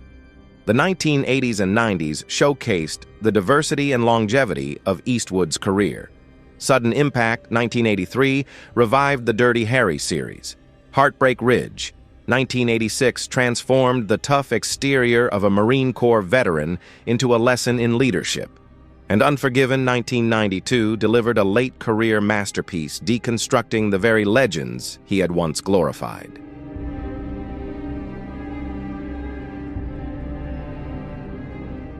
In the Oscar-winning Western Unforgiven, Eastwood portrayed William Money, an aging gunslinger grappling with death regret and the corrosive nature of violence.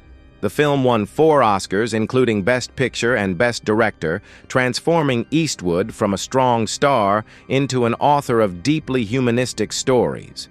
He followed with The Bridges of Madison County, 1995, revealing a tender romantic side opposite Meryl Streep, and Million Dollar Baby, 2004, which won 4 more Oscars while exploring sacrifice, dignity, and the gray areas of morality in the world of boxing.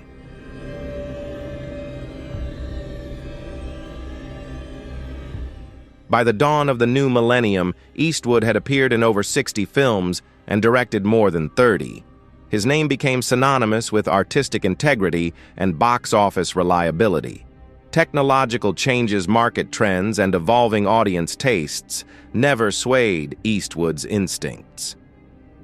Gran Torino 2008 confronted racism and redemption in modern Detroit, grossing nearly $500 million worldwide despite its modest budget.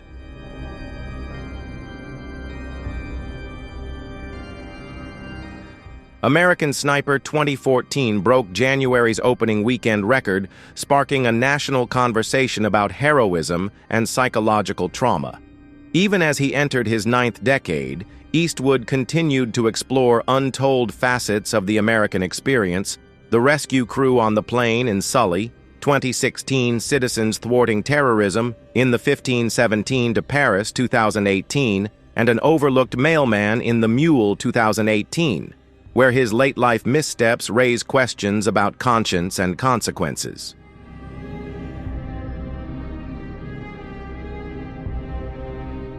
Whether acting, directing, producing, or composing music, Eastwood has evolved from a beloved Western star into a seasoned filmmaker with a streamlined aesthetic, moral complexity, and a tireless work ethic that has influenced generations of filmmakers. Clint Eastwood's public image, his lean frame, measured stride, and piercing gaze, has long been reinforced by a similarly disciplined private regimen. From his early days as a lifeguard to today, he has seen maintaining physical fitness not as vanity, but as a professional duty.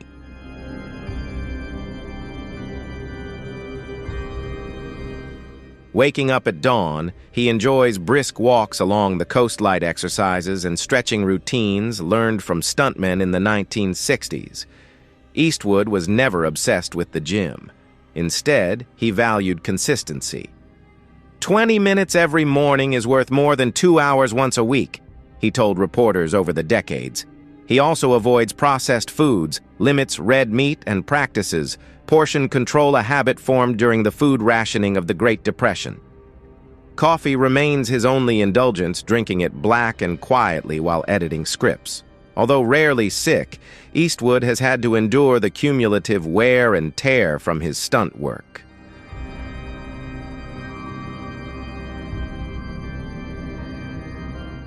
The repeated falls from horseback in the Dollars trilogy led to a compressed lumbar spine disc, which occasionally flared up, causing him to prioritize shorter shooting days or direct from a director's chair.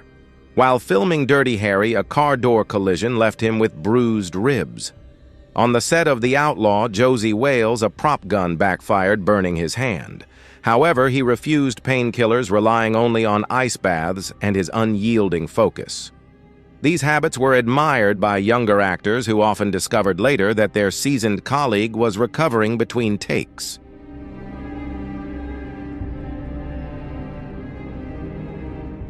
His most dramatic near-death experience occurred before he became famous, a 1951 military plane crash into the Pacific Ocean. Swimming 3 miles through freezing waves instilled in him an unshakable respect for cardiovascular fitness and mental calm. He would often reference that night whenever a film faced logistical issues, reminding the crew that every crisis ends if you keep moving forward. Decades later, while filming Heartbreak Ridge, he insisted on performing a helicopter rappel scene himself, secretly wearing a knee brace to stabilize cartilage he had torn years earlier during a skiing trip in Sun Valley.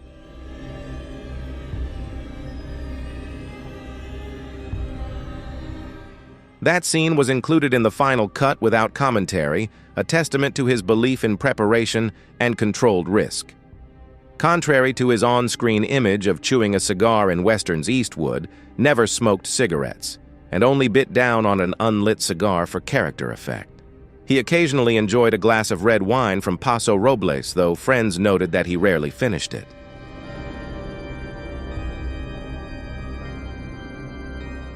He publicly acknowledged that meditation introduced to him by jazz pianist friends in the late 1950s helped him enhance focus and reduce stress. 20 minutes eyes closed, no mantra, just breath. Crew members recall walking into his dressing room expecting rehearsal notes only to find him motionless. A few minutes later, he would emerge completely calm and ready for a challenging scene.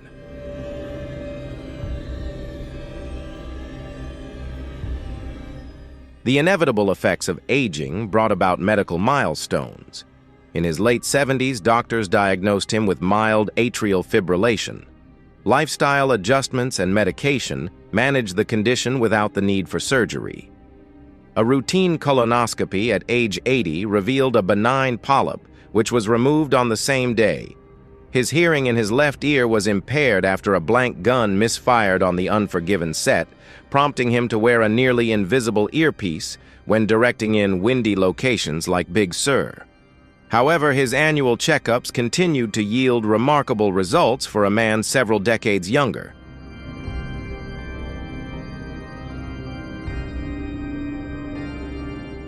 A fact that his personal doctor attributes to his disciplined lifestyle, outdoor activities, and constant curiosity, which keep his neural pathways active. Mental health was also crucial. Eastwood avoids nostalgia by engaging with new music. He plays the contrabass poorly, but with great enthusiasm, and by mentoring first-time filmmakers whom he finds inspiring.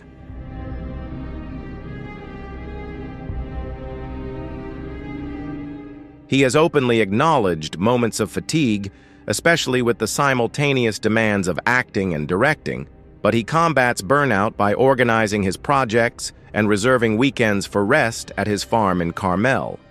There, he tends to his heirloom tomatoes, plays short rounds of golf, and loses at chess to his grandchildren, insisting that these defeats help him keep his ego in check.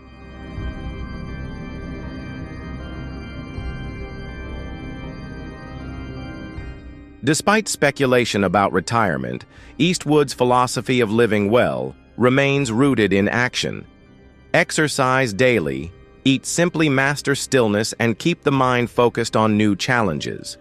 It's not a mantra, but rather muscle memory, an unpretentious blueprint that has allowed him to navigate 9 decades without dramatic hospital visits or long vacations typically seen in his peers. Those who visit his editing room are not surprised by weakness, but by his focus. He stands throughout rough-cut screenings, taking notes, only pausing to stretch before diving back into the reels. As a veteran cameraman jokingly said, The only thing that slows Clint down is the rest of us.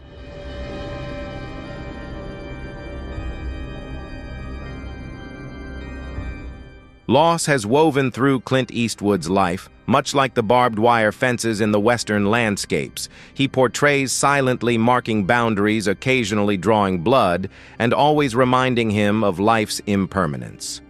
The first profound shock came in 1970 when his father, Clinton Sr., passed away from a heart attack at just 63. Eastwood was filming Two Mules for Sister Sarah in Mexico when he received the call. The production delay forced him to stay on set, and he later described the experience as a lesson in how to compartmentalize pain. He completed his daily shots with unwavering focus, then retreated to his private room, where the tears flowed freely. This contrast, the public endurance and private grief, became a template for how he would navigate future sorrow.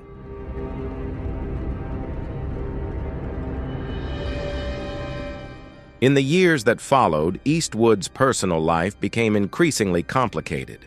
His marriage to Maggie Johnson, which began in 1953 before he became famous, fell apart under the weight of distance and differing dreams. Their separation in 1978 and eventual divorce in 1984 sent shockwaves far beyond the tabloids. Eastwood felt he had failed to protect the stability he valued for their two children, Kyle and Allison. While co-parenting amicably remained a priority, he carried a sense of responsibility, a theme that would later surface in films like Honky Tonk Man, where familial relationships unravel at the cost of ambition.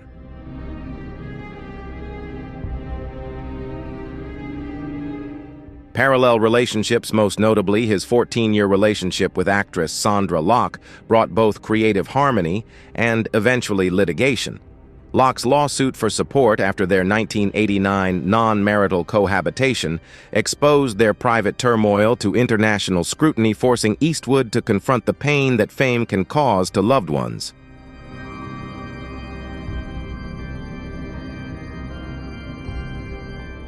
Professional partnerships also gradually became memories. Sergio Leone, the visionary director who took a chance on an unknown American at the time, suddenly passed away from a heart attack in 1989. Eastwood traveled to Rome for the funeral, standing by the mournful music of Morricone as the casket passed by a cinematic farewell to the man who created his screen legend. Just 2 years later, his mentor, Don Siegel, also passed away from cancer. On set, Siegel had been Eastwood's guiding star for efficiency and clarity in storytelling.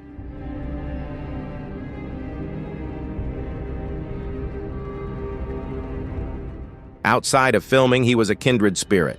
Their final long lunch in Santa Monica, where the two directors compared new film reels, remains etched in Eastwood's memory as evidence that a creative relationship could rival blood ties in its depth.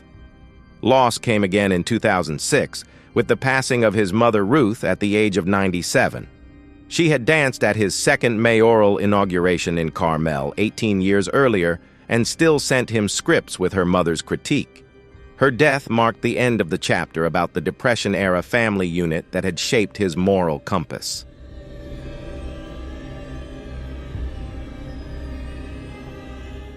Eastwood channeled his grief into letters from Iwo Jima, immersing himself in the sacrifice of another generation as a way to honor his mother's resilience. Crew members recall him pausing at sunset, gazing out over the Pacific Ocean, the same ocean he had once crossed with ticket stubs in his wallet, before quietly whispering, "It's done."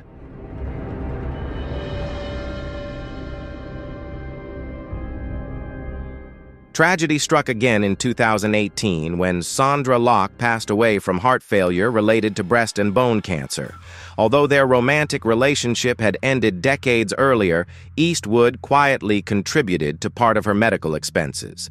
Friends say that he mourned not only the loss of an old partner, but also the untold stories that died with each creative soul. His public statement was brief, but a few days later he invited the cast and crew of The Mule to privately watch Locke's directorial debut, Rat Boy, reminding them that behind every credit lies the hopeful effort of an artist.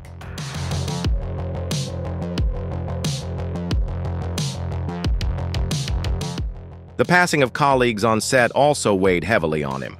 Stuntman Buddy Van Horn, a collaborator since Rawhide, passed away in 2021, prompting Eastwood to keep Van Horn's director's chair on the Cry Macho set as a silent tribute. Similarly, the death of composer Lenny Niehaus in 2020 resonated through recording sessions. As an amateur pianist, Eastwood completed some musical pieces himself, tears blurring the sheet music as he played. Each farewell reinforced an increasingly solitary perspective. In his 90s, he often found himself the last one standing among the backstage photos adorning studio walls.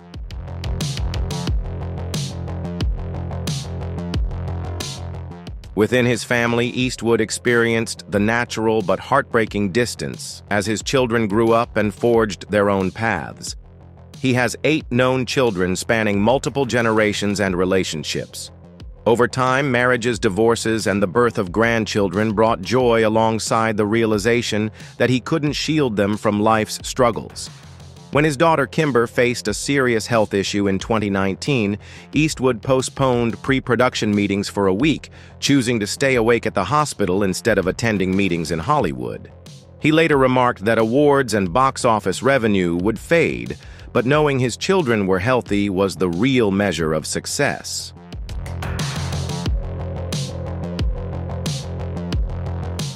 Facing loss also sharpened the thematic concerns in Eastwood's later career. Death in Gran Torino, redemption in The Mule, and the fleeting spotlight of heroism in Richard Jewell, each film served as a cinematic processing of farewell with the director, staging conversations with absent mentors, estranged lovers, and unresolved chapters. Yet he resisted sentimentality.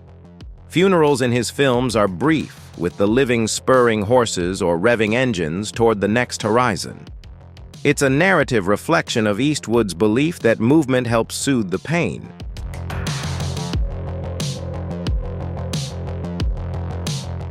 Today, those close to him observe a man fully aware that time is running out, yet unafraid. He maintains a modest memory room at his farm in Carmel, filled with items such as harmonicas, gifted by Willie Nelson Siegel's binoculars, the Dollars Trilogy poncho, with notes from Leon, and framed letters from Ruth.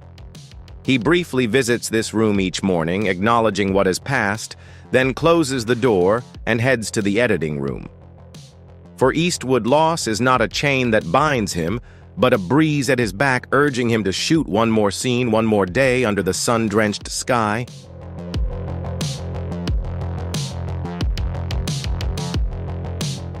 At 95, Clint Eastwood wakes up before dawn at his home in Carmel by the Sea, greeted by the stillness of the Pacific Ocean and a stack of papers with handwritten edits. He splits his mornings between family and film. Breakfast consists of oatmeal berries and a black coffee shared with his longtime partner Christina Sandera, followed by FaceTime calls with distant grandchildren who read school news while he smiles patiently from the screen like a seasoned headmaster.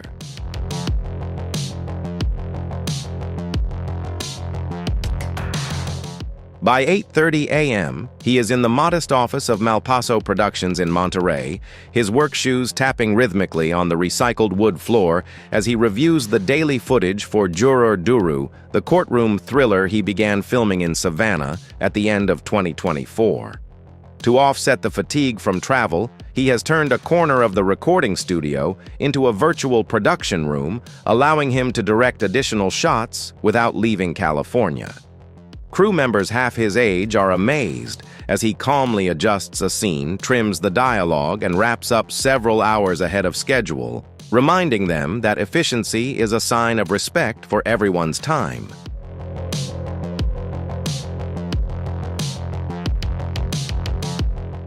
In the afternoon, he is often found at Mission Ranch, the once-abandoned dairy farm he restored into an eco-friendly inn and restaurant.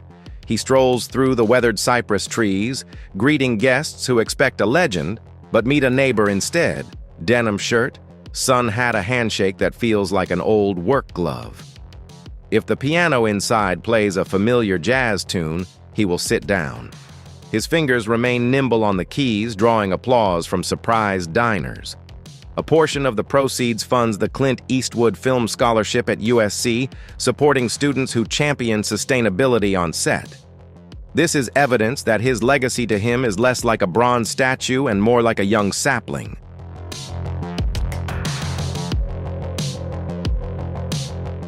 Politically, he remains an independent just as he always has been, fiscally conservative, socially liberal, and allergic to labels.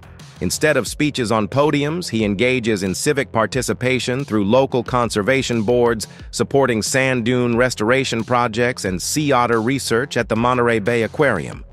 He rarely gives interviews, but when he does, he steers the conversation toward environmental management, gun safety reform, rooted in personal responsibility, and the importance of arts funding in public schools. His gravelly voice, once growling threats as Dirty Harry, now urges young voters to read, listen, and ask questions.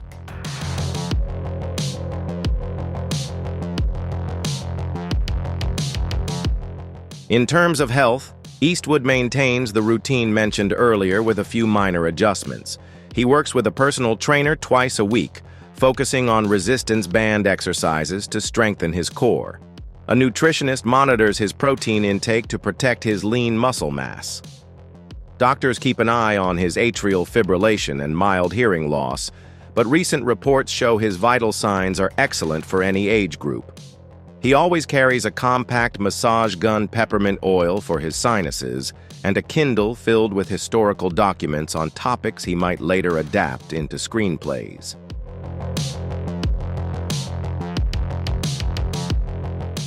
The American Revolution has recently sparked his curiosity, though he jokes that producing an epic film about this era would take another 100 years.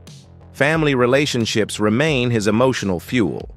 During holidays, his 8 children and more than a dozen grandchildren gather around a large dining table at the farm where phones are banned. Stories flow freely, and Eastwood, in contrast to his quiet persona, is the loudest one laughing at his own old jokes.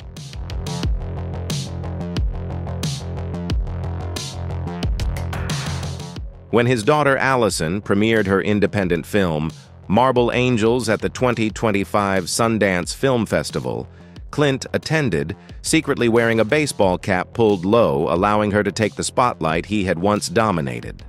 Backstage, he whispered a simple message: "Trust your instincts and keep the crew well fed." Proud tears sparkled behind his aviator glasses. Creatively, his mind runs faster than release schedules. 2 scripts are in development: Satchmo, a biographical film about Louis Armstrong, which he may produce but not direct, and Rails, a journey exploring the Great Depression through the lives of migrant workers, a reminder of the movements of his own father. Even when his health eventually forces him out of the director's chair, he intends to stay in the editing room, where he calls it the final draft.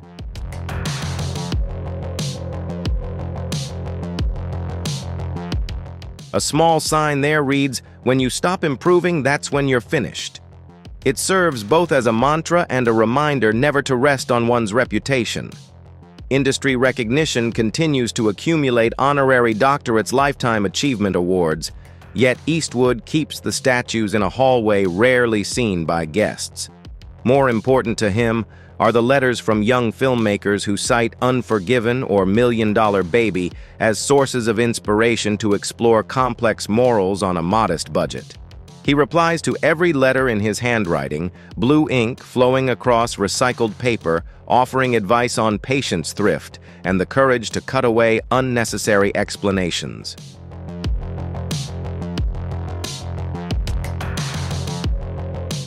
In 2025, streaming platforms actively courted him.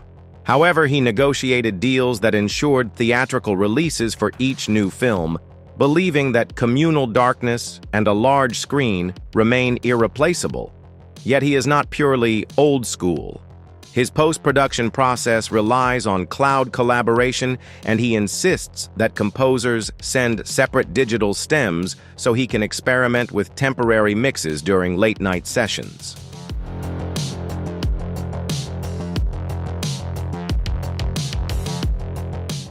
On those nights, the caramel fog rolled into the studio windows as Eastwood adjusted a cello piece, pursuing the precise emotional chords that would linger after the credits fade. When asked recently what drives him to keep working while his peers enjoy peaceful retirements, he smiled and recited an old cowboy proverb, "The horse keeps going until the sun sets." Then he added softly, "Stories keep us curious. Curiosity keeps us alive." That philosophy defines his present, continuous motion, thoughtful risk, with one eye always on unexplored horizons.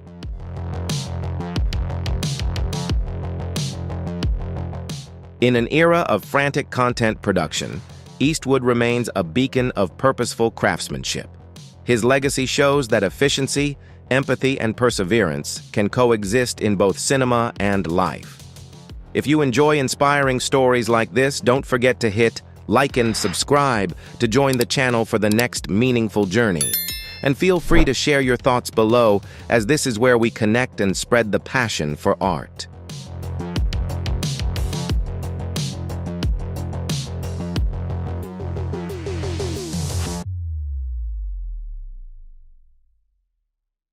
Hello. Imagine yourself sitting in the audience, completely captivated by a performance, when suddenly reality changes in the most unexpected way. The lights, the applause, the energy of the crowd all shatter in an instant. Some performers, while giving their all on stage, meet an unexpected end right there. Whether due to a tragic accident or a sudden health crisis, these moments of tragedy stun both fans and colleagues alike.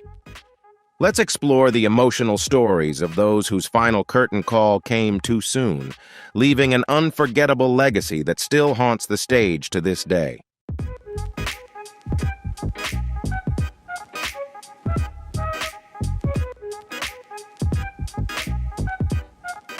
On June 13, 2009, the world of professional wrestling was shaken when Mitsuharu Misawa, a revered figure in Japanese wrestling, tragically passed away during a live match in Hiroshima.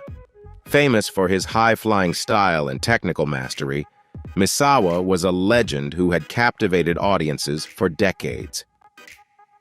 That evening, during a tag team match, the situation suddenly turned dire when he was lifted for a suplex and unexpectedly collapsed in the ring. At first, the audience thought it was part of the performance, but the atmosphere quickly turned tense as officials and medical staff rushed to assist. The live broadcast captured the urgent moment when CPR was performed right in the ring, with spectators in stunned silence. Eventually, the truth became clear. Misawa had suffered a severe spinal injury, and this was not a staged act. Despite immediate intervention and being rushed to a nearby hospital, Misawa did not survive. His sudden passing not only left the wrestling community in mourning, but also highlighted the dangers faced by those who dedicate their lives to the sport.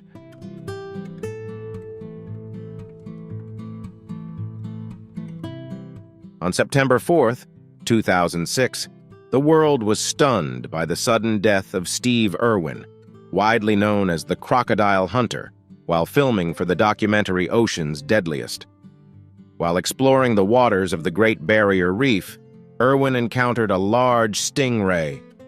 Known for his close approach to wildlife, Irwin swam up to the animal, which was typically not aggressive. However, in a rare act of self-defense, the stingray struck with its tail, inflicting a fatal wound.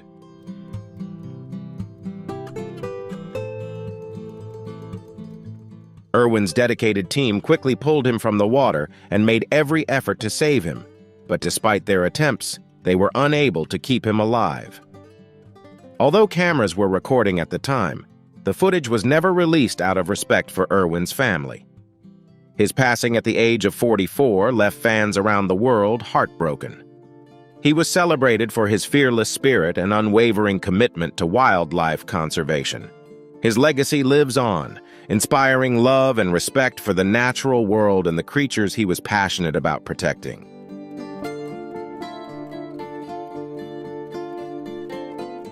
On March 22, 1978, the world of circus lost a legend when Karl Wallenda, the 73-year-old tightrope master, died in a horrific accident while performing one of his most daring acts.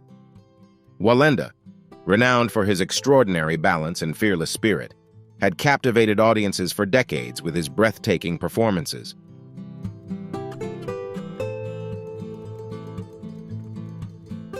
That day, he was performing a tightrope walk between the towers of the Condado Plaza Hotel in San Juan, Puerto Rico. As he carefully took each step on the rope, strong winds began to shake the precarious path. Despite being an experienced performer, Wallenda lost his balance and fell. The footage of the incident was later broadcast, leaving viewers in shock and turning the highly anticipated performance into a harsh reminder of the dangers associated with his art. Wallenda's passing was a great loss to the circus world, where he was considered a symbol of courage and relentless dedication, even in his later years.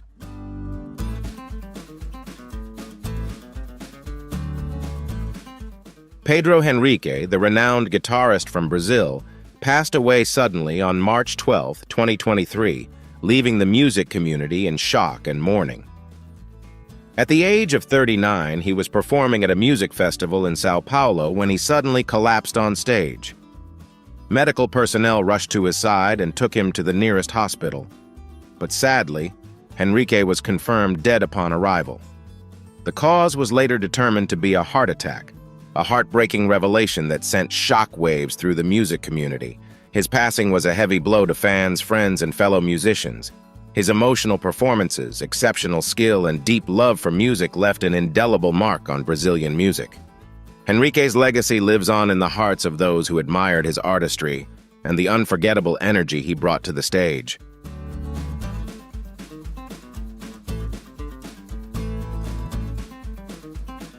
On September 12, 2022, the vibrant drag community of Philadelphia was shaken by the sudden death of Valencia Prime, a 25-year-old transgender performer known as the plus-size dancing diva of Philadelphia. Prime was hosting her popular show Prime Time at Taboo Lounge and Sports Bar when she suddenly collapsed on stage. Despite receiving prompt medical attention and being rushed to Thomas Jefferson Hospital, she was confirmed dead upon arrival. The cause of death was later determined to be arteriosclerosis and was classified as a natural cause.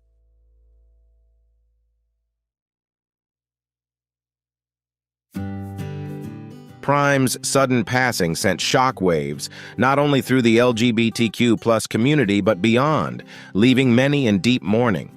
She was beloved not only for her dynamic performances, but also for the positive energy and light she brought to everyone around her. Friends, fans, and fellow performers shared heartfelt tributes, remembering her as someone who always radiated optimism and joy.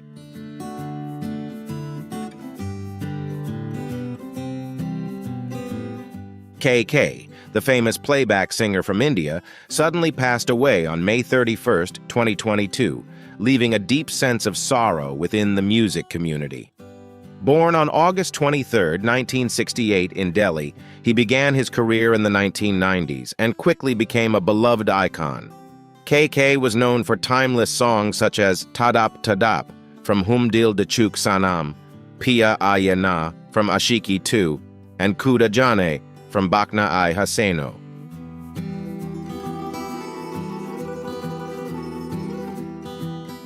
During a live performance at Nazrul Mancha in Kolkata, KK suddenly collapsed on stage.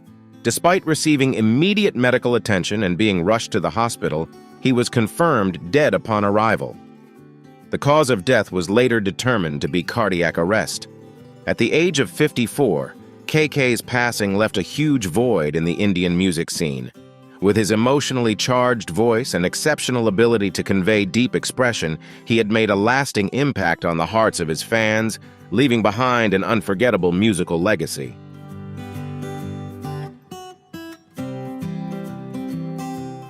Costa Titch, the South African rapper and dancer, tragically passed away on March 11, 2023, during a performance at the Ultra South Africa Music Festival in Johannesburg.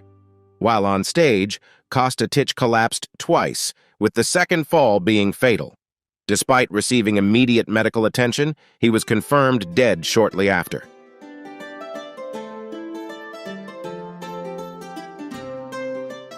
Initially, the cause of death was not determined, leading to speculation that he may have suffered a seizure.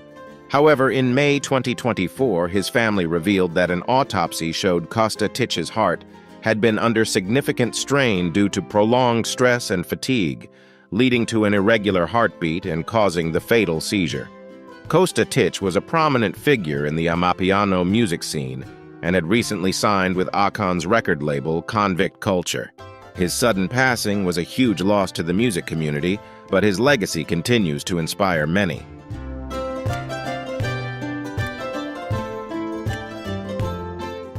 Dawn Brancheau, a dedicated trainer at SeaWorld, lost her life on February 24, 2010, while working with the orca whale Tilikum during a routine interaction. The whale suddenly grabbed her and pulled her into the water. Despite desperate attempts to rescue her, Dawn did not survive due to the severe injuries she sustained.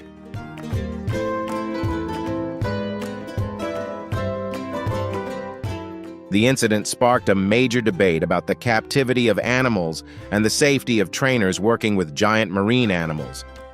Dawn Brancheau, with her dedication and love for animals, left a profound impact while also highlighting the dangers that trainers may face in their line of work.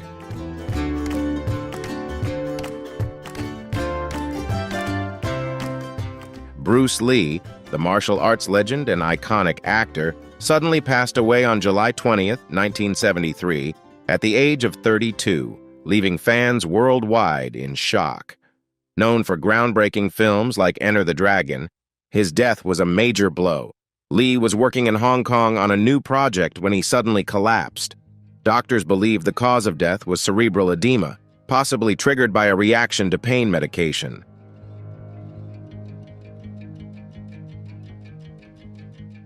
Bruce Lee was not only a martial arts icon, but also a pioneer in bringing Eastern martial arts culture to a global audience. His legacy continues to live on through his films and his profound influence on both martial arts and cinema.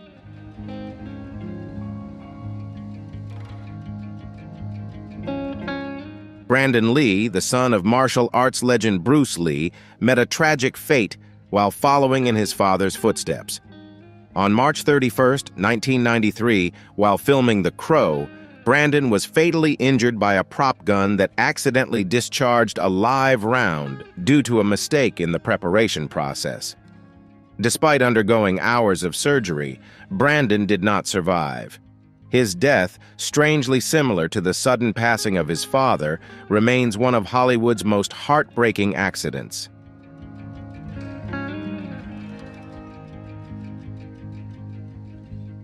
On December 8, 2004, a tragedy occurred during a performance by the rock band Damage Plan at the Alrosa Villa Club in Columbus, Ohio. Damage Plan was the new musical project of Dimebag Darrell Abbott, the legendary guitarist of the popular metal band Pantera. As the band began to perform, Nathan Gale, a 25-year-old former Marine, rushed on stage with a gun. Just 90 seconds into the show, Gale shot Abbott, killing him and 3 others: fan Nathan Bray, crew member Jeff Thompson, and club employee Aaron Hawk. Gale was later shot dead by a police officer at the scene.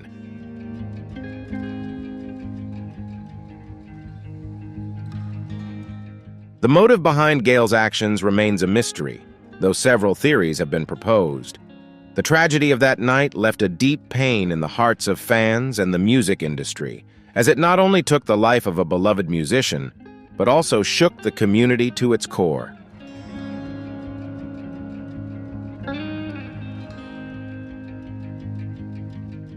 At the Metropolitan Opera House in New York in January 1996, the boundary between tragedy on stage and real-life sorrow was blurred in a chilling event.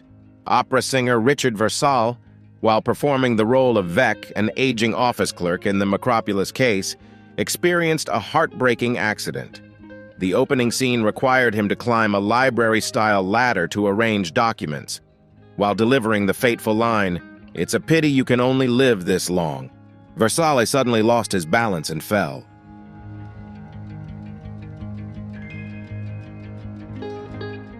This tragedy was not part of the performance. The 63-year-old opera singer, who had performed on stages across Europe and beyond, suffered a heart attack right on stage, leading to the fatal fall. The tragic irony of his final words and the unexpected turn of events remains one of the most haunting moments in opera history.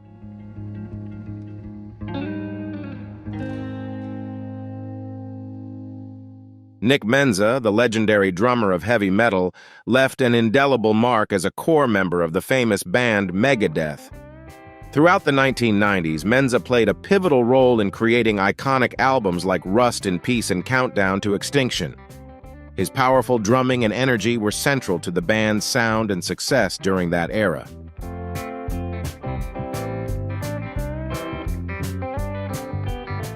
On May 21, 2016, Menza's life was tragically cut short during a performance with the band OHM, a musical project founded by former Megadeth guitarist Chris Poland.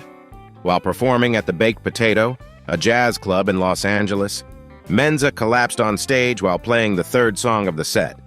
Despite immediate medical attention, he was later confirmed dead.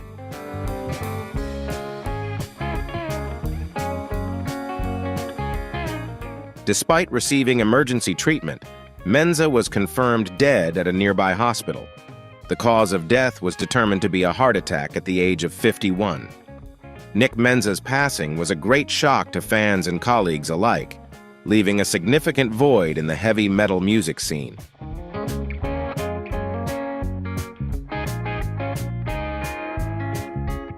Sib Hashian, the legendary drummer of the rock band Boston, played a crucial role in creating classic albums such as Boston, which sold 17 million copies, and Don't Look Back, which sold 7 million copies, solidifying Boston's place in rock music history.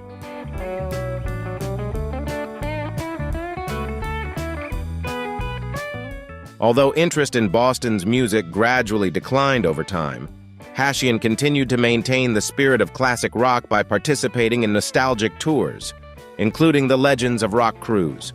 These tours allowed rock fans to relive the golden era, featuring members from legendary bands like Foreigner Kansas, the Beach Boys, and, of course, Boston.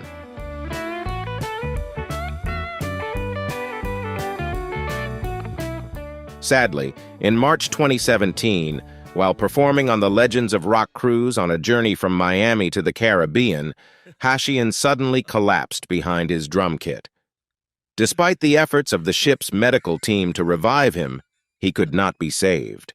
At the age of 67, Sib Hashian's passing left a deep sense of sorrow among fans and the rock music community, but his musical legacy will forever be remembered in the history of rock music.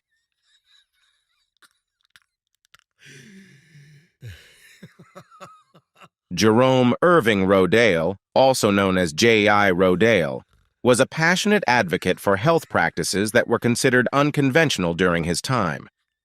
Rodale spent many years writing and speaking on health-related topics, firmly believing that these habits could significantly extend life expectancy.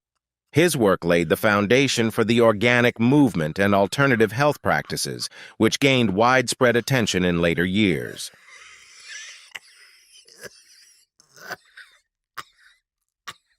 On June 7, 1971, Rodale appeared on a taped episode of The Dick Cavett Show on ABC. At 72 years old, he confidently declared that he had never felt healthier, even stating that he would live to be 100.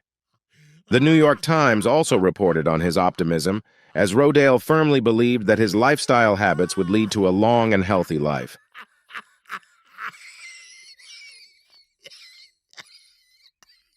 However, in a heartbreaking twist of irony, Rodale's life came to an end right on stage, just minutes after making that bold statement.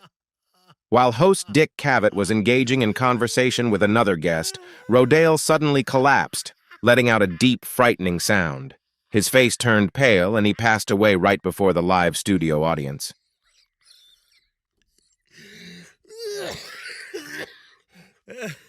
Colonel Bruce Hampton, an icon of the jam band scene, left a lasting impact on the music world through his creativity and improvisational performance style. On May 1st, 2017, a celebration of his 70th birthday was held at the Fox Theater in Atlanta. The event brought together musicians from Blues Traveler, Widespread Panic, and many other artists to honor Hampton's musical legacy.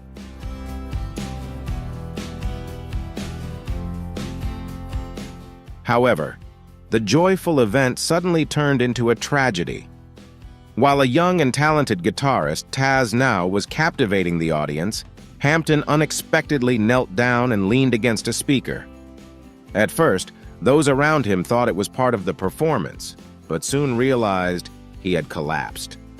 Though the show continued for a brief moment, the heartbreaking truth was that Hampton passed away right on stage. His death during his final performance left a deep sense of sorrow, but it also solidified his profound legacy in the music world.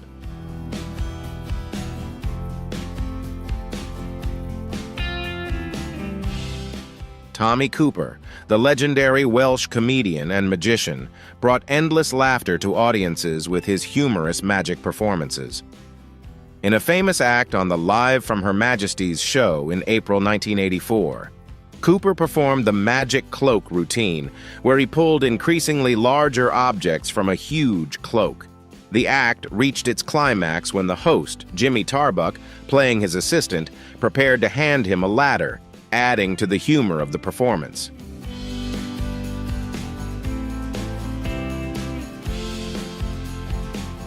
However, the performance unexpectedly turned into a tragedy. After a segment with a female assistant, Cooper suddenly collapsed on stage. At first, Tarbuck and the audience believed it was part of his impromptu comedic routine. The crowd laughed, unaware that Cooper was suffering a serious heart attack. As the situation became clear, the show's director quickly switched to commercials to prevent the TV audience from witnessing the emergency. Cooper was removed from the stage and rushed to the hospital, but tragically, the 62-year-old comedian passed away shortly after.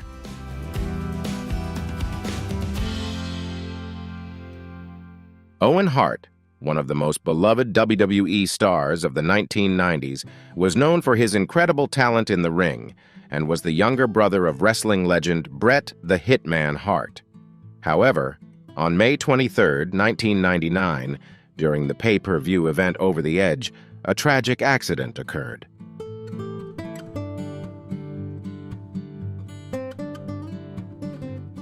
Owen Hart, performing as the superhero Blue Blazer, suffered a severe accident when a malfunction in the rigging system caused him to fall from a height of 78 feet, about 24 meters, onto the ring. The impact resulted in serious injuries, and he tragically passed away at the age of 34.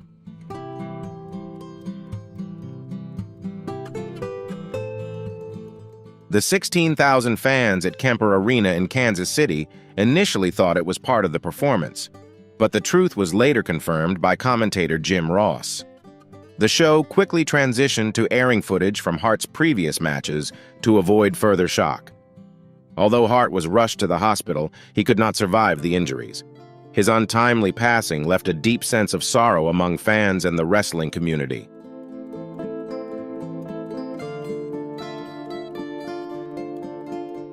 Tiny Tim, a unique artist in the music world, became a cultural phenomenon with his high-pitched voice and eccentric performance style. His song, Tiptoe. Through the Tulips with Me reached number 17 on the Billboard charts in 1968. His fame peaked in 1969 when he married his 17-year-old fan, Vicky, live on The Tonight Show, attracting 21.4 million households, setting a record for the show.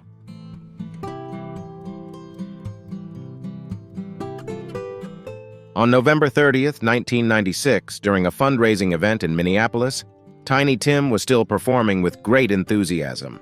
While performing his signature song, he suddenly stopped, told his wife Susan Gardner that he wasn't feeling well, and collapsed on stage. Despite being rushed to the hospital, he passed away a few hours later at the age of 64 due to heart failure. His death left a deep sense of sadness and admiration for an artist who dedicated his life to music.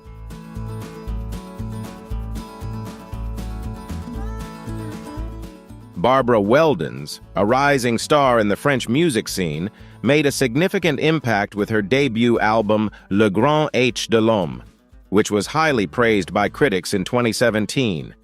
During a performance at the Léo Ferré Festival, held in a church in the small village of Goudron, France, Weldons captivated the audience with her outstanding performance, receiving warm applause.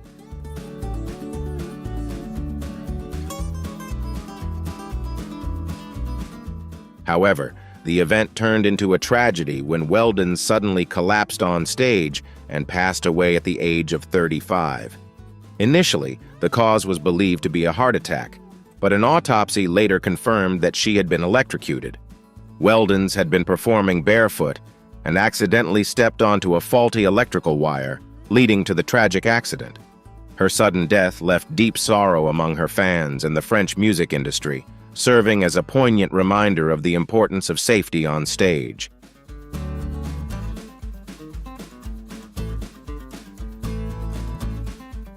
On March 20, 2015, during a lucha libre match in Tijuana, Mexico, Pedro Aguayo Ramirez, known as El Perro Aguayo, suffered a tragic accident in the ring. The match featured the legendary Rey Mysterio, real name Oscar Gutierrez, and was expected to be a memorable event.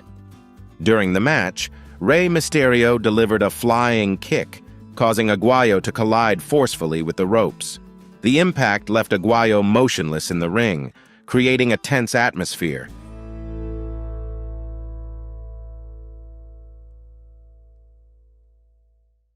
Realizing the critical situation, Rey Mysterio and the referee quickly called for medical assistance, but the delayed response cost them the chance to save him.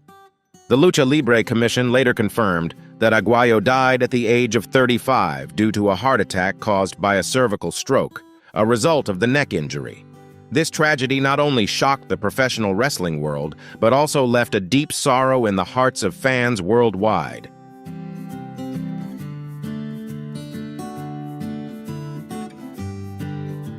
Jane Little, the legendary contrabass player of the Atlanta Symphony Orchestra, ASO, dedicated more than 7 decades to music, having joined the orchestra in 1945 at the age of 16. In February 2016, Little was honored by Guinness World Records with the record for the longest career with a single orchestra, reaching an astonishing 71 years. This achievement not only reflected her immense talent, but also served as a testament to her lifelong devotion to music.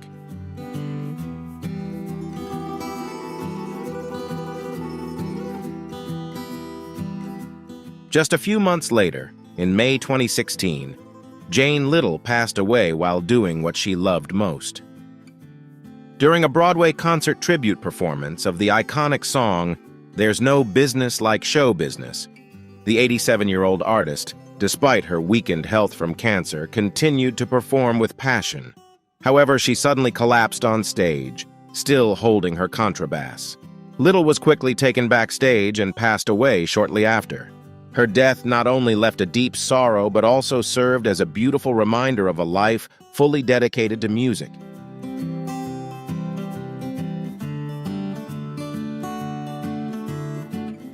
Mike Scaccia, a talented guitarist, was a key figure in shaping the thrash metal and industrial metal scenes during the 1980s. He joined the band Ministry in 1989, contributing to the group's musical shift from synth-pop to a heavier guitar-driven style. As a central figure in the successful album Psalm 69, The Way to Succeed and The Way to Suck Eggs, Scaccia played a pivotal role in creating iconic tracks like Jesus Built My Hot Rod and NWO, cementing Ministry's place in the metal music landscape.